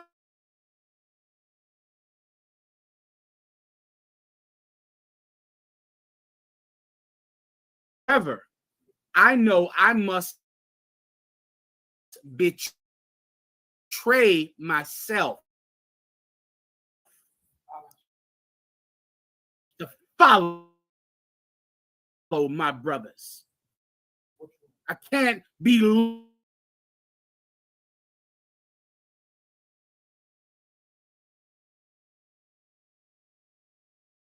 purple pigs. Every fake Israelite group on the internet. When I say this, I'm counting every last one of them. All of them. And the future ones. The ones that don't exist yet. But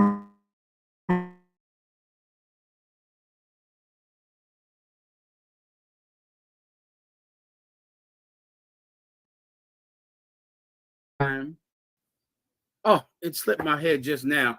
Anyway, you're a traitor if you're in a fake Israelite group. You can't be loyal to anyone. I got it now. Just came to me. I bought you. Family connections, familial to a prostitute, but they're still going to always love their mama. They are never going to hate their mama, and their mama trait had men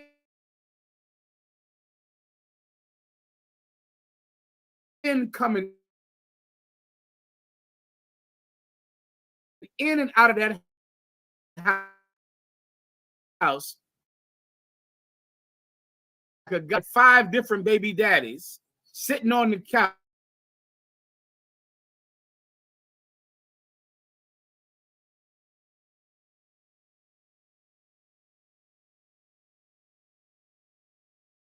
What?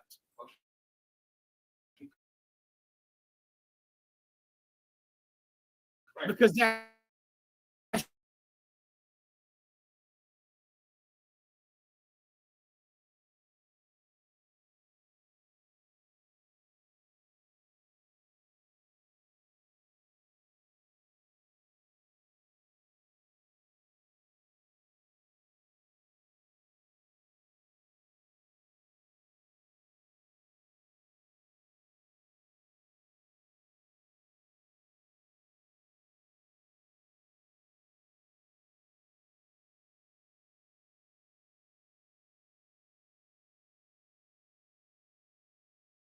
not my brothers or sisters. My family are the men that believe in the Father as I do. There are some brothers that can't do that. They can't make that kind of connection with someone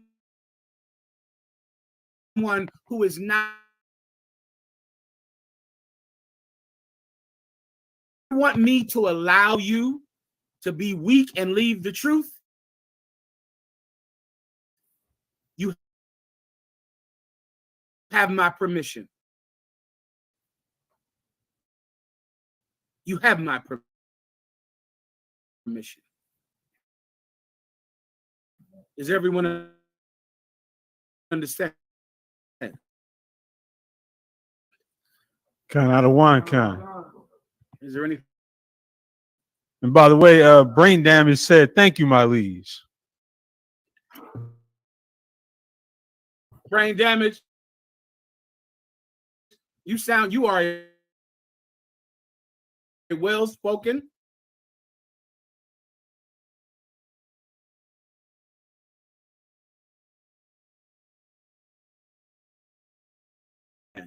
And if there's anything that I can do for you in the future, please don't hesitate to ask.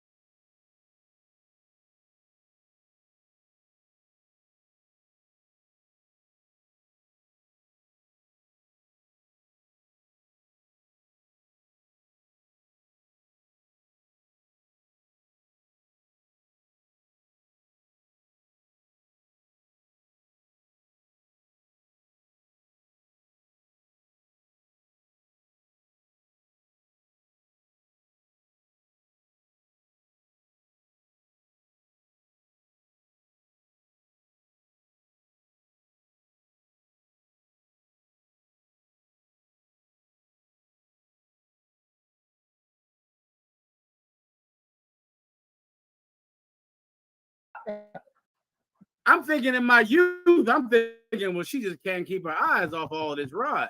But the whole time, she is plotting on cutting it off. I didn't even know it. The woman whipped out a big razor blade and went to grab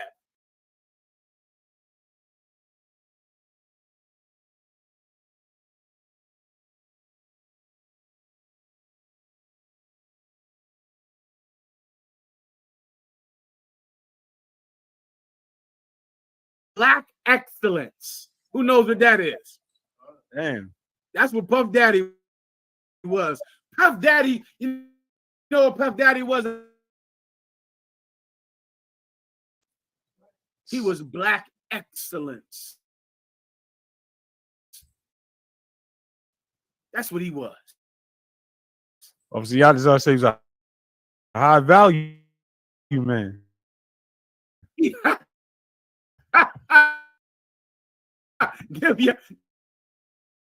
was a high value man. That's correct. That's correct. He was an example of, he was asked his music.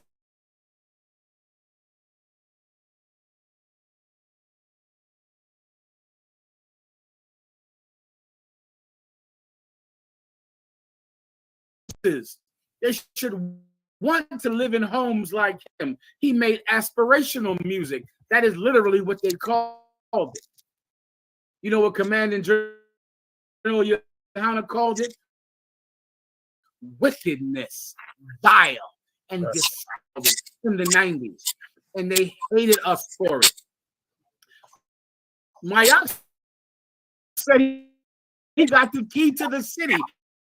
He damn sure did, Mayak. He got the key to the city in New York. He was loved. And they hated us because we spoke about Puff Daddy. Now, I want to play on me whether or not Commanding General Yohana is the only prophet of God walking the earth today. Play the video. This individual who was 9 years old at the time. Wait, play it from the beginning, Isupk. Play it from the top. Now, I don't know who this devil is right here, but he's somebody in the government of New York or the federal government who's in the position to prosecute Puff Daddy. Go ahead, from the top. This individual was 9 at the time. Big Bad Boy record. Boys were there to audition as well. All this individual was sexually abused allegedly by Sean people at the studio. So this is a person named Tony Buzzer. Individuals in civil lawsuits. 120 individuals.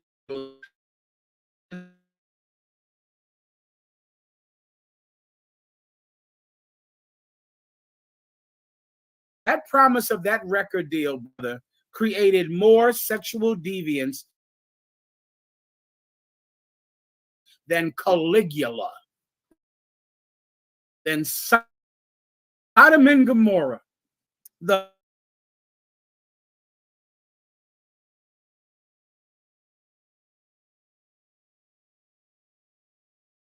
You have to get to the heart of a person or a people that will do anything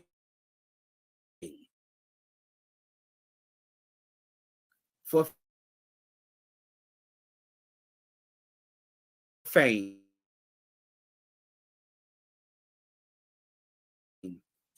Anything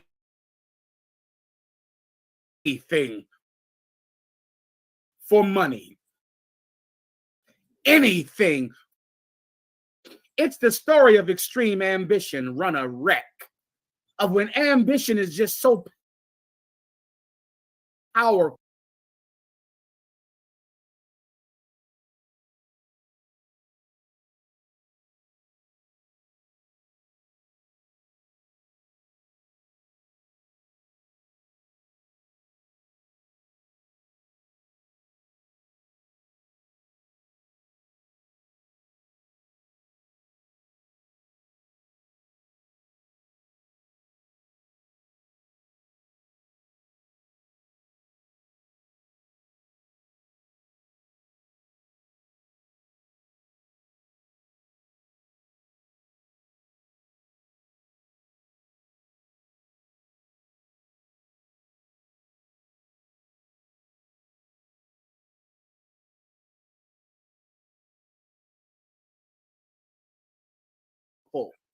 That you would get about the families that children. Michael Gentleman is a child in his mind. He's a little angel.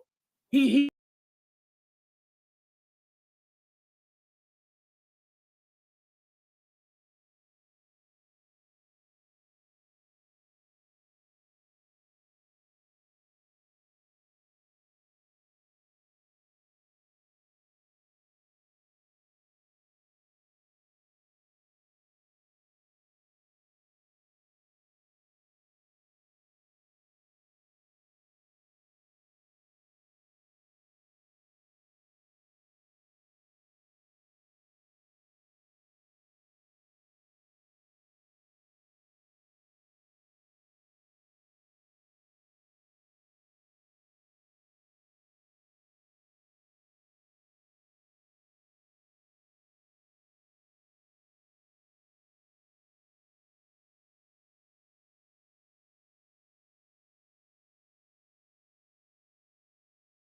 got convicted of it. Now you think about that when you go to see his fight, and when you're so scared of Mike Tyson, like it's out you because he's a rapist. Mike Tyson should have been in jail. He should have been dealt with quite differently. If I was in there with him, he'd be dealt with quite differently. But I'm thankful I wasn't in there with him because I don't live that kind of life anymore.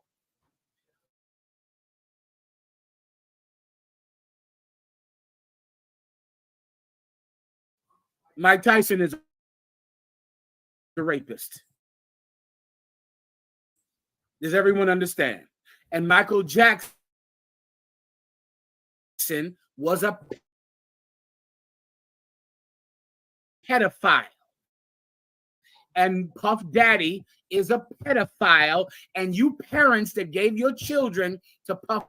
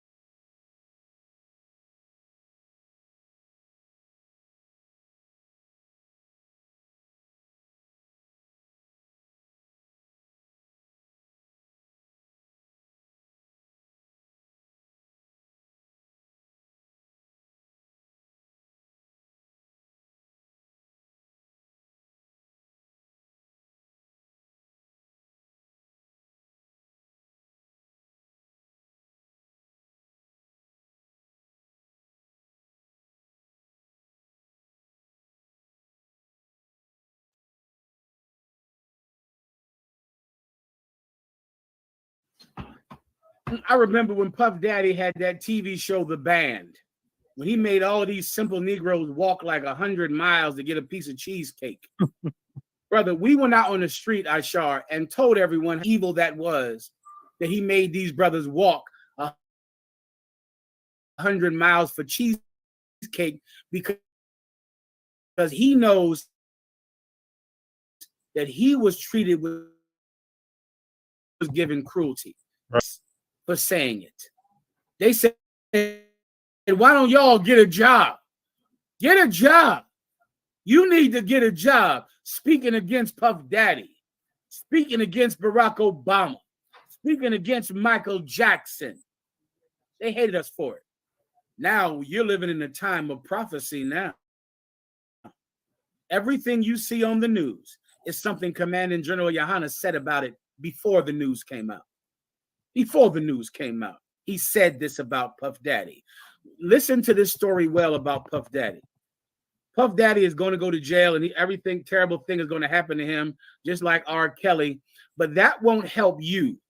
But what will help you is for you to realize that you have to have integrity in yourself, that you will not compromise for the sake of ambition, for the sake of money, for the sake of success. So many times, especially among the tribe of Judah will just do anything for success. It's one of their curses, and it's a strength that they've drawn upon for many years to grow and to succeed, that they are extremely ambitious, the tribe of Judah. But there is a time when your ambition will come against God's order, God's will, God's righteousness. At that time, you cannot compromise your integrity. You cannot compromise your children. People gave their 9-year-old boys to Puff Daddy, gave them to him. They gave him parental control over them. Go look that up for me, Aishar Yala. Puff Daddy was given parental control over these children. Lil Wayne, what's that cat that Lil Wayne was kissing all in the mouth? Birdman? Birdman had parental control over Lil Wayne. I mean, signed parental consent to be the legal parent. That's what Puff Daddy had. Puff Daddy had parental control over Justin Bieber, over Usher, over some 9-year-old boy. Did these parents believe that Puff Daddy would be a suitable parent? That he'd be a safe parent for their child? They knew he was, and they knew poor. And the rich, so many to be, I said earlier, man, Commanding General Yohana, he's on the side of the working man. He's on the side of the poor brothers and sisters who can't pay their bills. Commanding General Yohana of lawyers, armies of them. Puff Daddy knows Barack Obama's phone number. He has his phone number. He can call Barack Obama on the phone. He can call Hillary Clinton on the phone. But who do the poor have? The poor have only God. Only God. Remember this story, Aki. Remember men like this who will use you and abuse you because you're poor. And remember that the Lord thy God is the only defense of the poor. Don't ever give yourself over to rich men, believing that their strength will be yours. Your strength is God and none alone, and no one else. Everyone understands. Was there anything else? Well, so what I found on that, details are a little sketchy, but there's a video going around about Usher help for a full. Go ahead and play it. Play whatever you have. Play it. I believe that's it after this. All right, unless some other questions.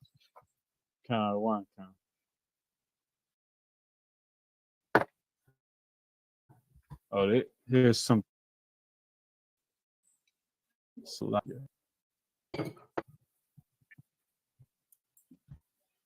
Continue to believe that Diddy never touched Justin Bieber. The proximity makes,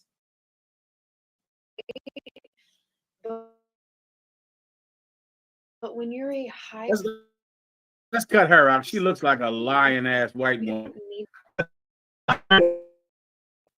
If you have something with Puff, that video I had with Puff Daddy and Bieber, a little white,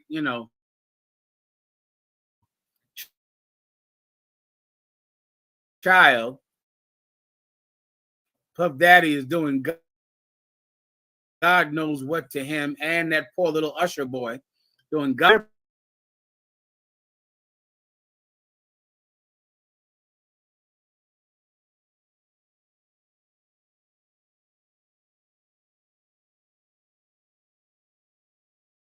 This is what I want you to remember. When Commander General Yohana tells you somebody is evil, they're evil. That's that. Don't wait for the news story. They're evil right now. They're evil today. All right. The news story will come out. Any other questions online? So you have one more video. I believe you mentioned an American that's not remembered. The Water Warrior. I appreciate that. Let me tell you something. There are so many forgotten American heroes. Of course, I'm an American citizen. I'm an American citizen. And I would like these Americans to be recognized. There are so many forgotten American heroes. We'll have a segment soon coming up called Forgotten American Heroes by General Mahiaman of the Isupk. This is a forgotten American hero. His name is Nat Turner. We're going to read about him today. We're going to watch a video about Nat Turner right now. Do you have it? I don't want to. History, Tom. That's right, Laura and Steph. This is a story about one of humanity's basic yearnings, a passion to be free. That's why historians want to save what's left from this deadly uprising in Southampton County.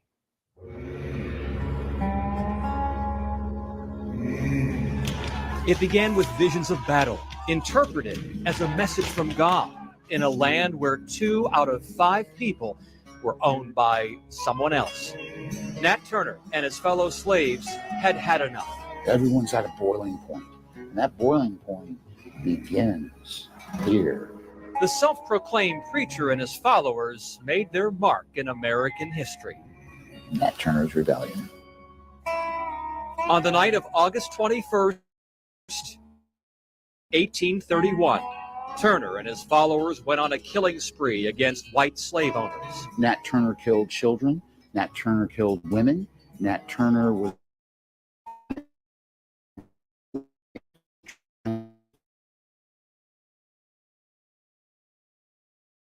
But in Southampton County are trying to preserve what's left of that August night. This is the last place Nat Turner and his followers will kill slave owners. The Rebecca Vaughn house now stands just outside Cortland. Vaughn was one of the last slave owners killed by Turner's men. And so they rushed upstairs, and Will was known as the executioner, cleft her in two with an axe. It was the end of a 20-mile ride where 58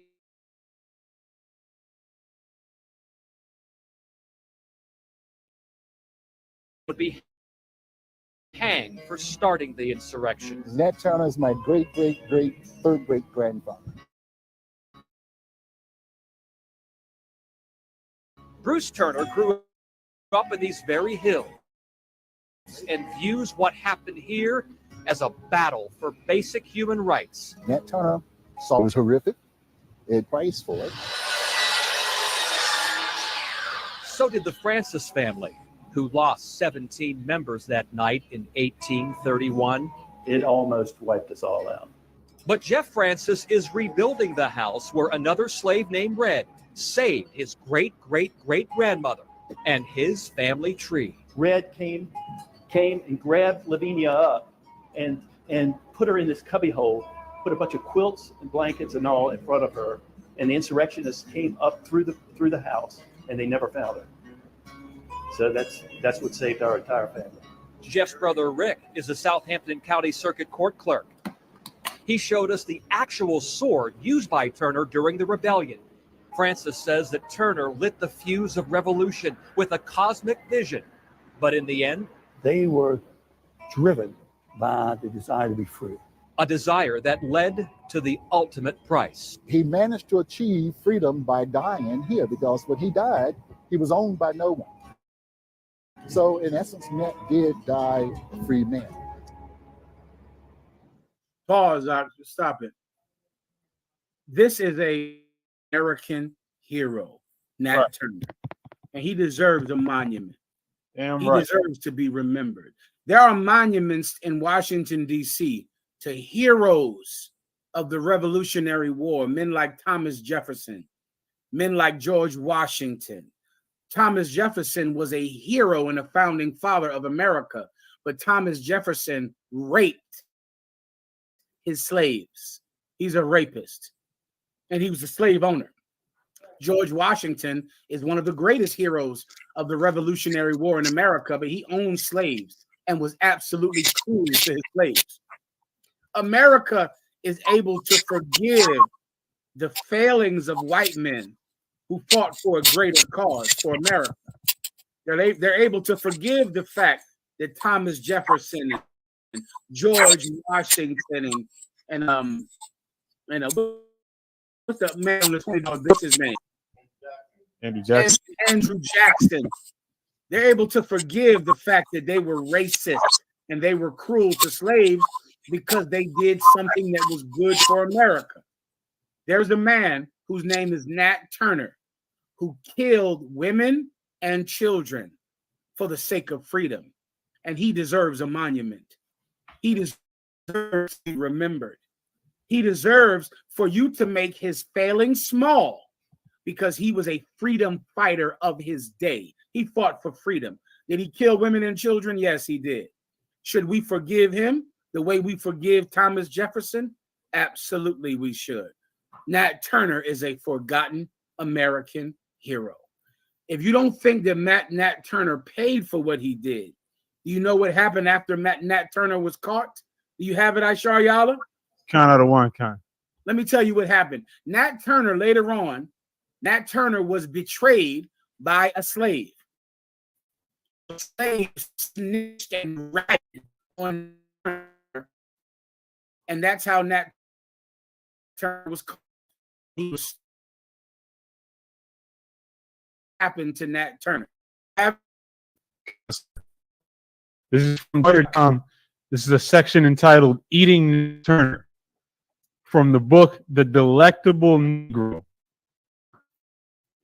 Most people do not readily associate an heroic figure and slave insurrectionist with the themes of autocracy. Throughout the country reported that Turner had sold his body for dissection and spent the months no agency to barter and train in their own flesh. Basically, what happened is he was sold after his death by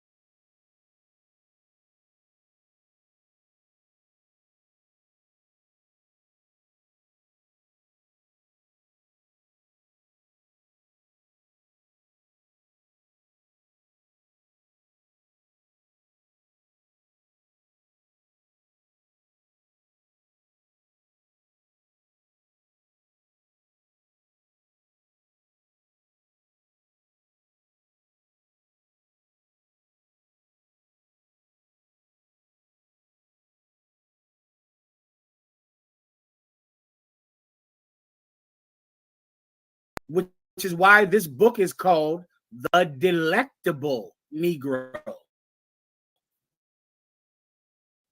The term delectable means delicious because they would eat him. He killed children. He killed as many slave masters as he could. Damn right. Because he wanted freedom. You should forgive that. You should forgive him. And I will forgive Thomas Jefferson and Andrew Jackson. And I'll forgive George Washington. And I'll go to Washington, D.C., and I'll see the monuments you made to slave masters like they were gods. Nat Turner deserves a monument. Nat Turner should be forgiven. He died, then his slave masters ate his dead body.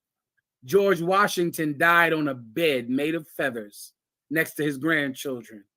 Surely Nat Turner has paid for any indiscretions he made for the cause of freedom. Nat Turner is a forgotten American hero. With that, I want to clap it up. Give yourselves a hand. Take the water to Commanding General Yohanna, the water to Aishar.